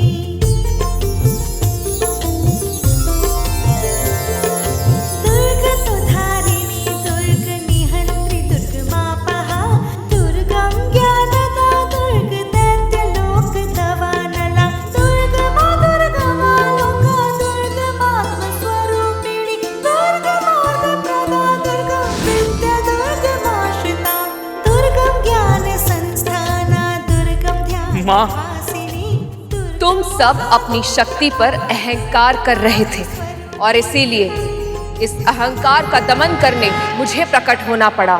दुर्गा दुर्गति शमनी दुर्गा पत्ति निवारिणी। क्योंकि अहंकार पतन के मार्ग का द्वार होता है और वैसे भी जो शक्ति तुम्हारी है ही नहीं उस पर दंभ करने का अधिकार तुम्हें मिला भी कैसे? दुर्गम ज्ञानदा दुर्ग दैत्य लोक दवा। स्मरण रखना, जो शक्ति से तुम संचालित होते हो वो केवल मेरे कारण है, केवल मेरे कारण। दुर्गाया मामा मानवः अखेते सर्वो भयानः मुक्तो भविष्यति न संशयः। ये पूरा ब्रह्मांड जगत जननी की शक्ति से ही चलायमान है देवराज। इनकी तपस्या के द्वारा प्राप्त की गई सिद्धियों से ही ब्रह्मदेव संसार की सृष्टि और नारायण संचालन कर पाते हैं। मैं भी इनकी सहायता से ही संसार को स्वयं में लय कर पाता हूं। आदि शक्ति अर्थात समस्त संसार की मां अम्बे ही हमारी आराध्य है। हम त्रिदेव प्रतिदिन इनकी ही आराधना करते हैं। हे सिद्धिदात्री, आपसे विनम्र निवेदन है कि देवताओं की इस भूल के लिए उन्हें क्षमा कीजिए।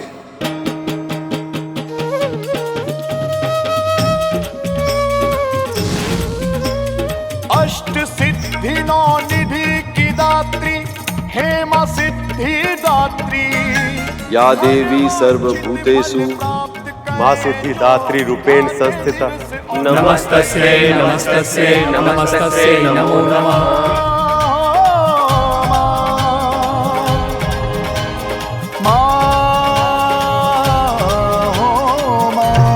मैं तुम्हारी आराधना से प्रसन्न हूँ। आप सबका कल्याण होगा। आज जो यहाँ घटित हुआ वो सदैव स्मरण रखा जाएगा। जो भी मेरे इस रूप की उपासना करेगा उसे सभी सिद्धियां प्राप्त होंगी और उसकी इच्छाओं का अंत होगा।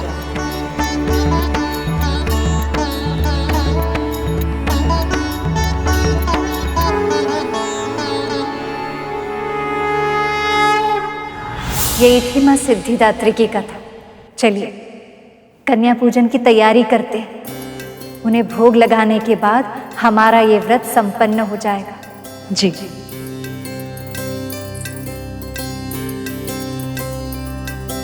हम भी आसन लगाते हैं, उसके बाद हमें फल भी लेके आए। इस शुभ कार्य में हम भी आपका साथ देंगे। हाँ हाँ आइए।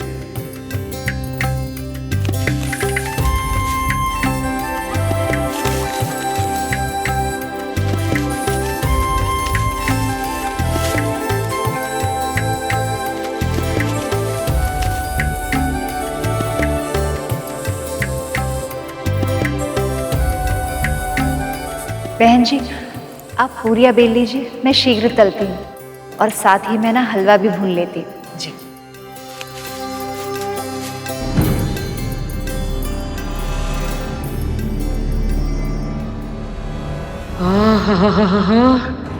सुगंध तो सचमुच बहुत ही अच्छी आ रही है। पेट में मूषक खेल कूद करने लगे हैं और जीभ चटकारे लेने की कल्पना में व्याकुल हो गई है।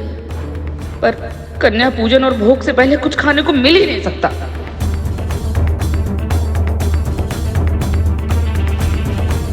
तो कन्याएं क्यों नहीं आई?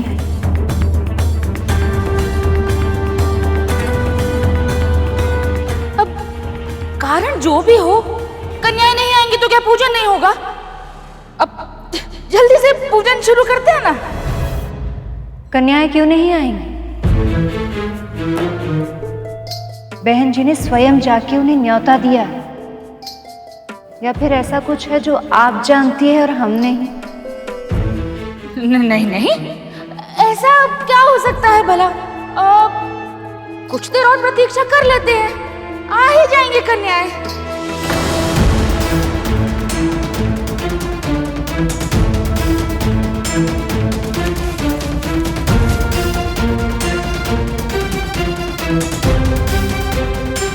श्रीमान, आपको क्या लगता है आपके पुत्र लौट आएंगे ना? ये तो हम नहीं जानते सुपन, परंतु ये अवश्य जानते हैं कि अब से हम नवरात्रि के हर व्रत रखा करेंगे मां भगवती की कृपा से। हम भी व्रत अवश्य रखेंगे सुपर्ण भैया जी।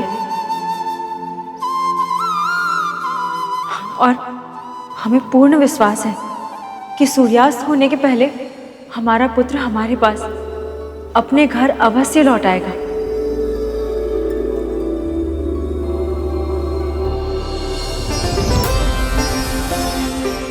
आपका विश्वास इतना दृढ़ है कि इसकी जीत अवश्य होगी। मां स्वयं आपके पुत्र को लेकर आएंगे, मुझे ऐसा विश्वास है।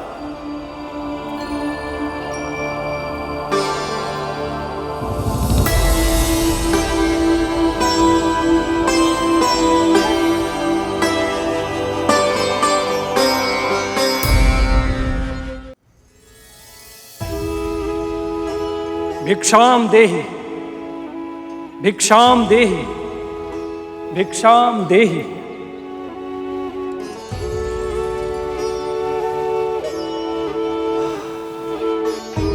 भोजन पकने की ये कैसी अद्भुत सुगंध है।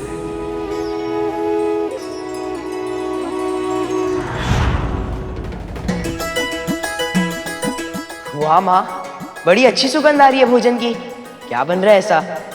जाओ जल्दी से हाथ मुंह धोआओ, हम अभी खाना लगाते हैं। ठीक है माँ।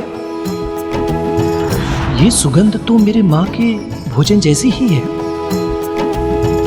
किंतु ये कैसे संभव हो सकता है? मेरा घर तो यहाँ से बहुत दूर दूसरे गांव में है। ये केवल एक संजोग है।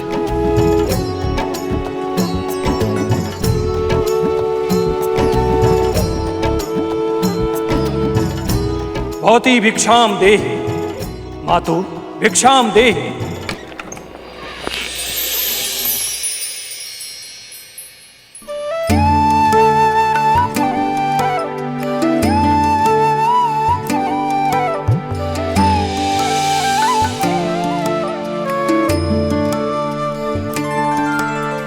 अरे सन्यासी आप,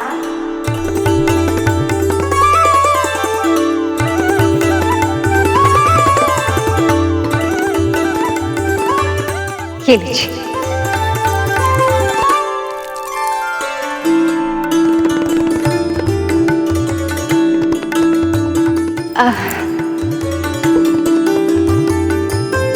पधारिए।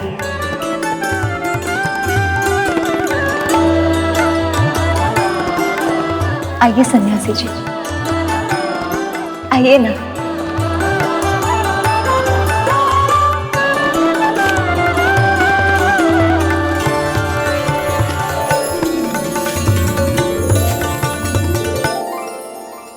विराजिए।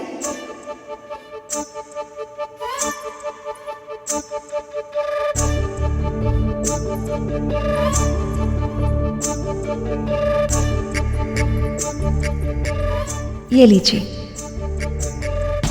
भोजन दीजिए देवी। आपके धार्मिक व्यवहार से भूख और भी बढ़ गई है। ऋषि सन्यासी। सन्यासी जी, मैं अभी आई।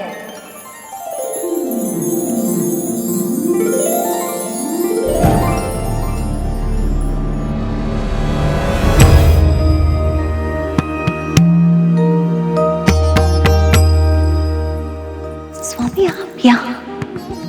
आपकी लीला में भाग लेने का अवसर मैं कैसे छोड़ सकता हूं, है ना?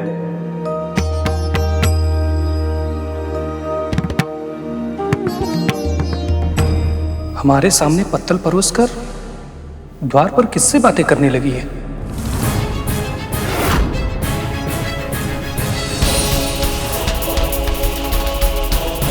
इन्होंने मुझे यहाँ अकेला छोड़कर मेरा अनादर किया। ये स्त्री एक तपस्वी का इतना घोर अपमान कर रही है। देवी, हमें विलंब हो रहा है। तनिक प्रतीक्षा कीजिए सन्यासी जी, हम अभी आ रहे हैं।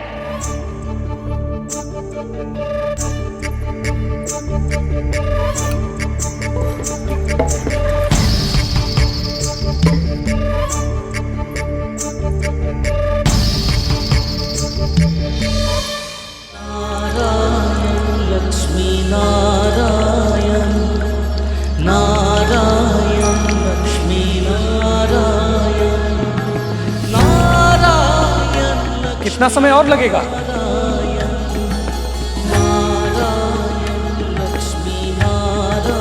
आइए।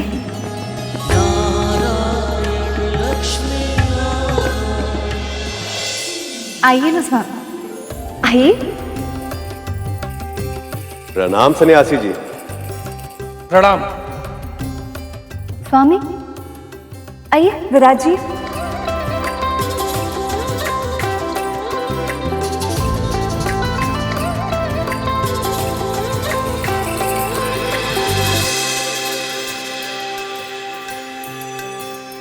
स्वामी आप थक गए होंगे ना, मैं आपके लिए जल लेकर आई।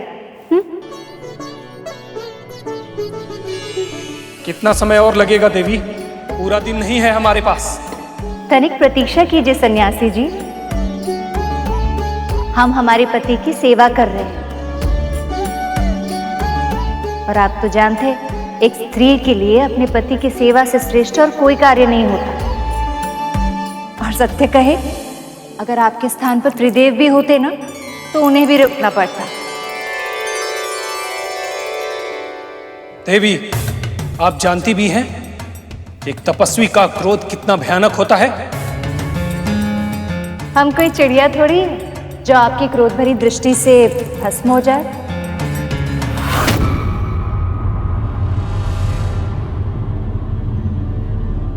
दुष्ट चिड़िया, तूने एक तपस्वी की साधना भंग करने का दुस्साहस किया।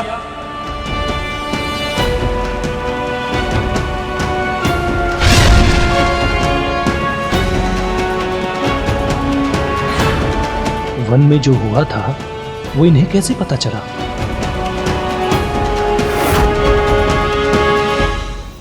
प्रभु, ये क्या कर दिया देवी लक्ष्मी ने?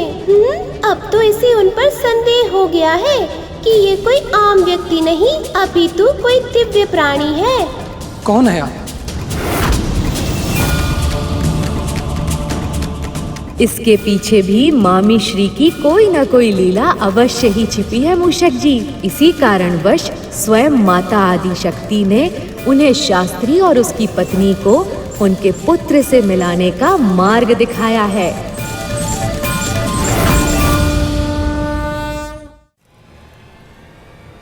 कौन है आप? अपना वास्तविक परिचय दीजिए।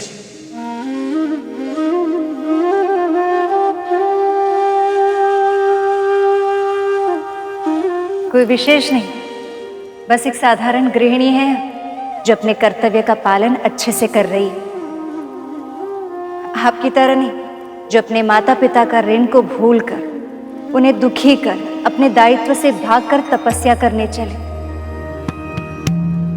अरे, जो अपने जन्मदाता माता पिता का ध्यान न रखे तो उसे तपस्या का फल कैसे मिल सकता है?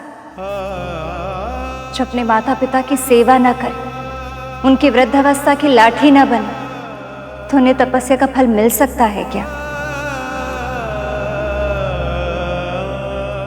आप उचित कह रही हैं देवी, हमसे बहुत बड़ी भूल हो गई। हमने अपनी मां और अपने पिताजी को बहुत दुख दिया है।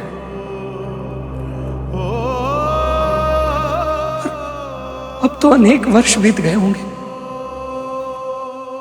न जाने वो कहां होंगे दोनों, कैसे होंगे।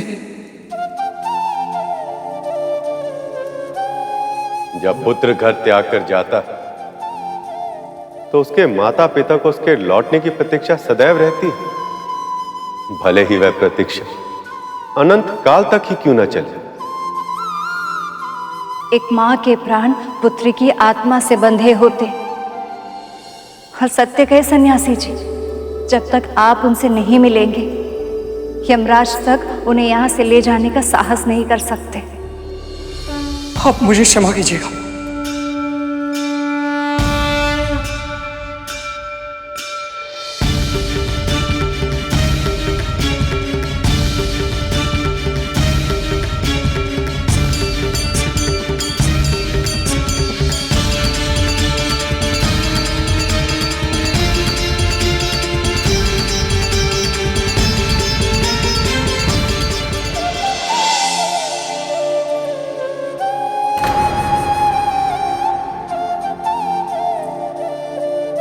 कन्या भोजन हेतु कन्याएं अब तक क्यों नहीं आई? यदि वो नहीं आई तो हमारी पूजा संपन्न कैसे होगी और मेरी अपने पुत्र को वापस पाने की इच्छा भी पूर्ण नहीं हो पाएगी। कन्याओं का मार्ग देख रही हैं? लगता नहीं कि कोई भी कन्या आएगी आज।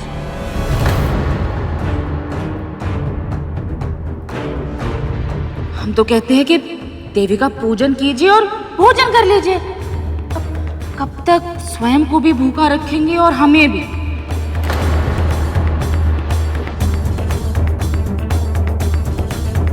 भगवान, चिंता मत कीजिए, जो कुछ भी होगा वो मां भगवती की इच्छा के कारण ही होगा। नहीं, ऐसा नहीं हो सकता। ऐसा नहीं हो सकता स्वामी। हमारी पूजा विफल नहीं हो सकती। होगी भी नहीं बहन।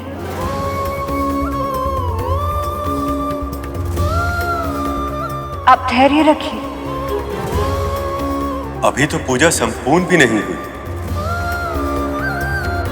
अब और धैर्य नहीं होता हमसे। माँ को हमारा दुख दूर करना ही होगा।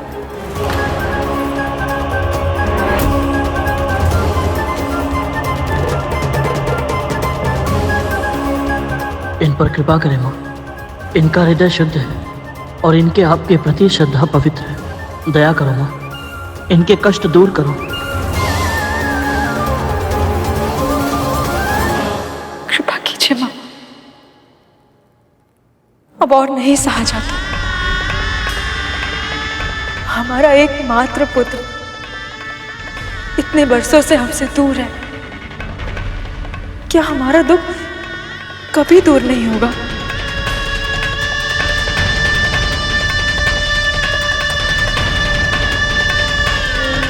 इससे तो अच्छा है कि आप हमें मृत्यु दे दें।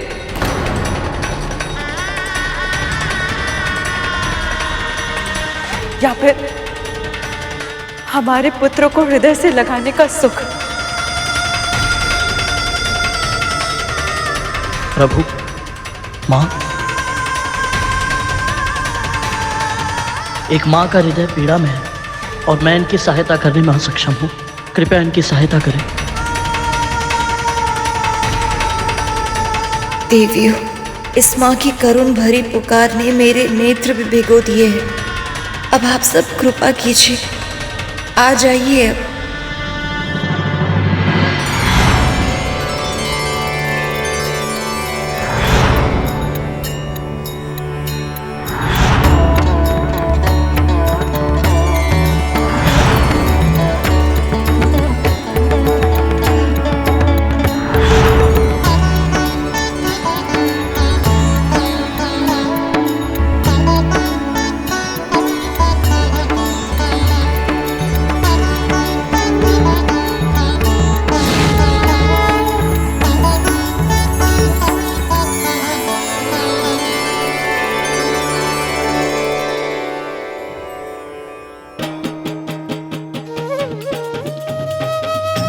भगवती देवी सिद्धिदात्री की जय।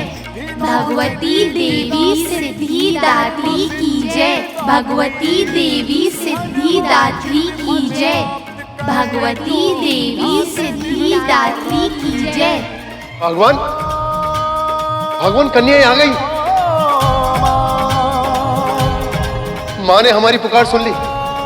कन्या आ गई है भगवान।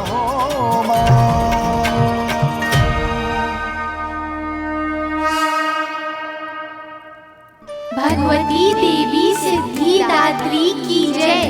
भगवती देवी सिद्धिदात्री की जय। भगवती देवी सिद्धिदात्री की जय। हमने तो सभी स्त्रियों को इतना भड़काया था, फिर भी ये कन्याएं आ कैसे गई? पता करना होगा।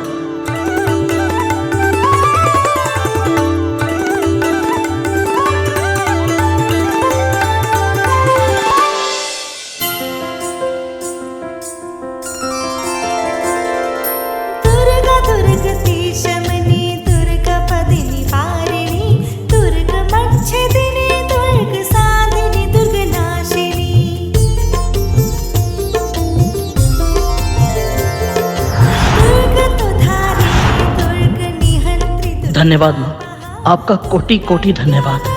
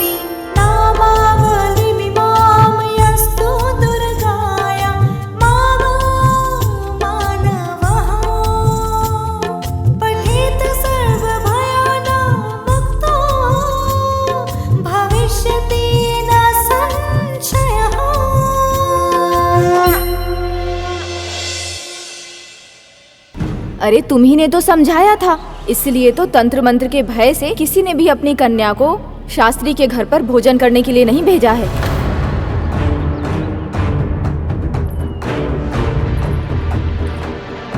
किसी ने भी अपनी कन्या नहीं भेजी, तो फिर घर पर वो सभी कन्या कौन है? कहाँ से आई है वो? पता लगाना होगा।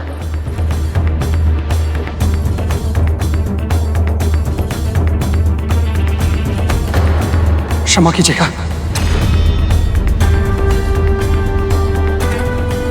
ये तो वही है, छोटे का पुत्र, हमारा भतीजा। लगता है अपने घर जा रहा है। नहीं नहीं नहीं, ऐसा नहीं होने दे सकते हम, इसे रोकना होगा।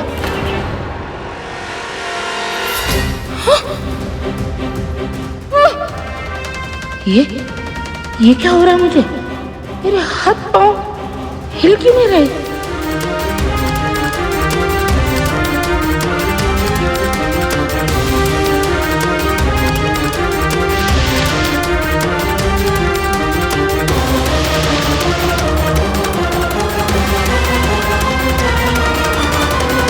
आप सभी भगवती स्वरूप हैं। अगर पूजन में कोई कमी रह गई हो तो हमें क्षमा कर दीजिएगा। आपकी पूजा और सत्कार से हम सभी बहुत प्रसन्न हैं। आपकी मनोकामना अवश्य पूरी होगी।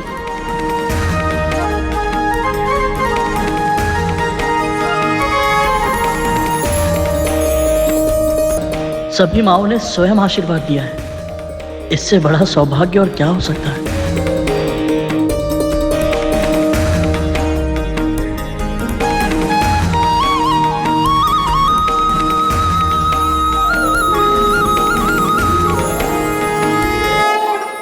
अब हमें भी प्रसाद ग्रहण करना चाहिए।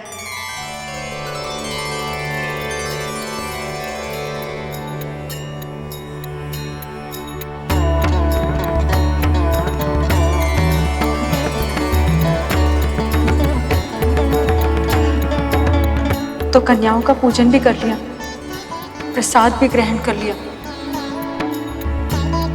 धैर्य भी रख लिया और प्रतीक्षा भी कर ली। और जो चाहिए था वो अभी तक नहीं मिला बहन जी। आपने माँ पर विश्वास किया है ना, और माँ ने आपको आशीर्वाद भी दिया है। और फिर ऐसा क्या है जो माँ के लिए असंभव है? मेरी बात मान लीजिए बहन जी, आप पूरी श्रद्धा के साथ माँ की कृपा का ये प्रतीक, ये प्रसाद आप ग्रहण कर लीजिए। आपकी इच्छा अवश्य पूर्ण होगी।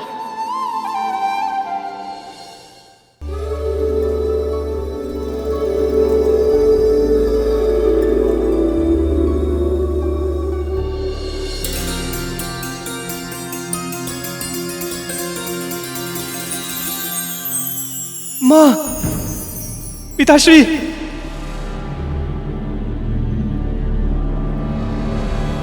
ये तो हमारे पुत्र का स्वर है। माँ, माँ, पुत्र,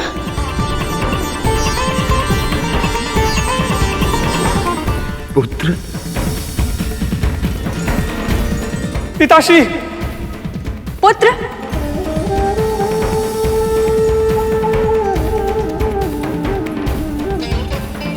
माँ, पुत्र, कहाँ चले गए थे पुत्र? हमें छोड़ के जाने का साहस कैसे हुआ तुम्हें?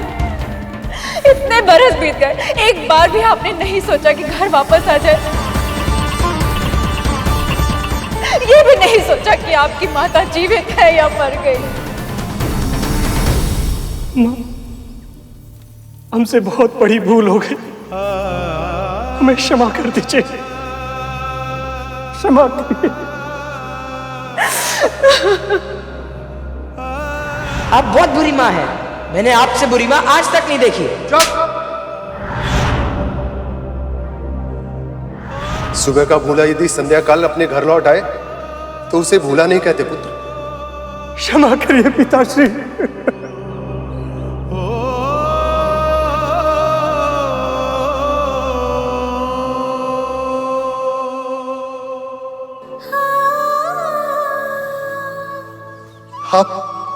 आप कितने बड़े हो गए।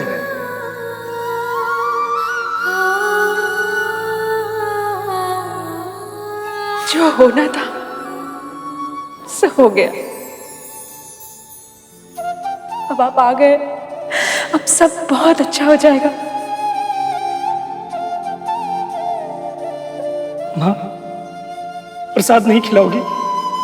पूजा के प्रसाद का अनादर करना स्वयं भगवान का अनादर करना होता है।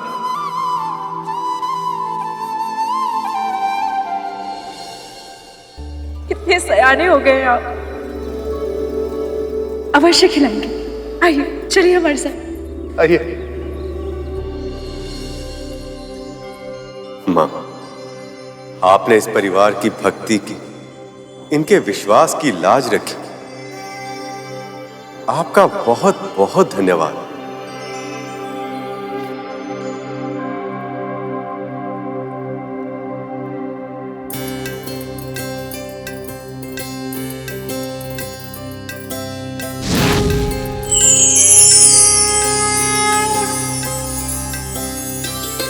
विष्णु, लक्ष्मी, आपकी शक्ति मुझसे भिन्न नहीं है। फिर भी मेरी पूजा करके आपने अतुलनीय विनम्रता का परिचय दिया है। गरुड़, अब तुम जान चुके हो पुत्र, ये समस्त संसार मेरी शक्ति से ही संचालित है। शक्ति के इस परिचय के बाद अब तुम अपने आराध्य विष्णु के भार को वहन करने की क्षमता प्राप्त कर पाओगे।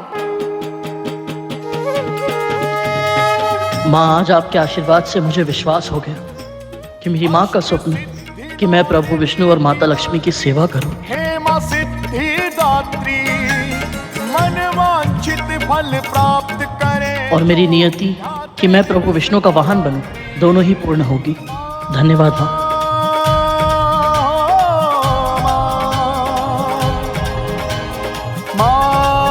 मेरा आशीर्वाद तुम्हारे साथ है।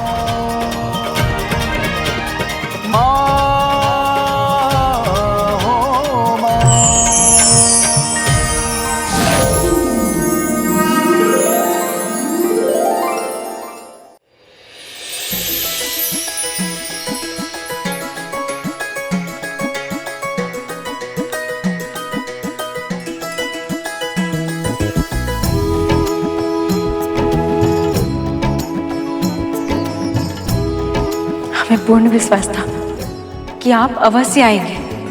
और हमारे भीतर इस विश्वास की लोग प्रज्वलित हुई थी हमारे अतिथियों के कारण। अतिथियों के कारण? कौन अतिथि और कहाँ है वो? बहुत ही भले मानुस हैं। आइए, मैं आपको उनसे मिलवाता हूँ। अवश्य। आइए आइए पुत्र, यही है वंश।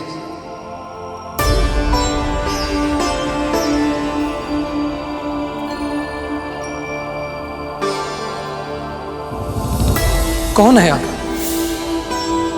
अपना वास्तविक परिचय दीजिए। ये दोनों तो वही हैं जिन्होंने हमें आप दोनों के पास वापस लौटने का उपदेश दिया।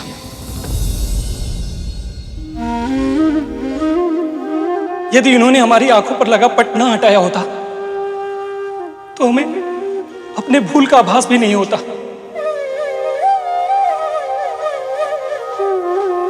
परंतु ये कैसे संभव है पुत्र? ये तो आज सुबह से ही हमारे साथ।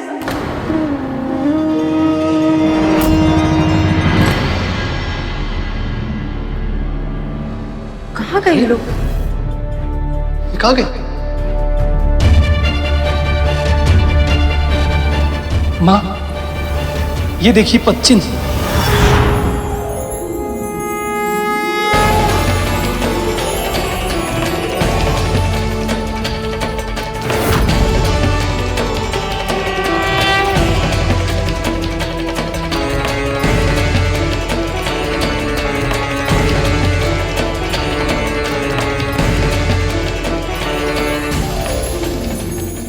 ये जो आपके अतिथि है ना छोटे, ये तीनों माता रानी की कथा सुनने सुनाने के बहाने भाभी को उल्टी सीधी पट्टी पढ़ा रहे हैं। क्या कहा आपने?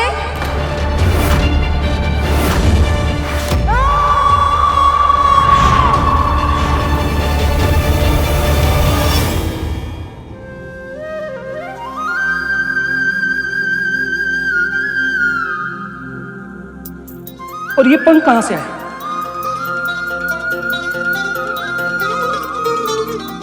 और यहां पर कैसे आ गया? किसके हैं ये? नारायण, यह लक्ष्मी की।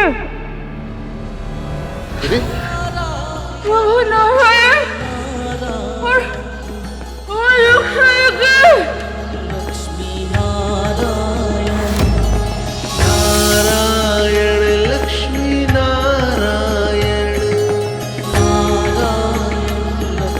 ये कैसे संभव है?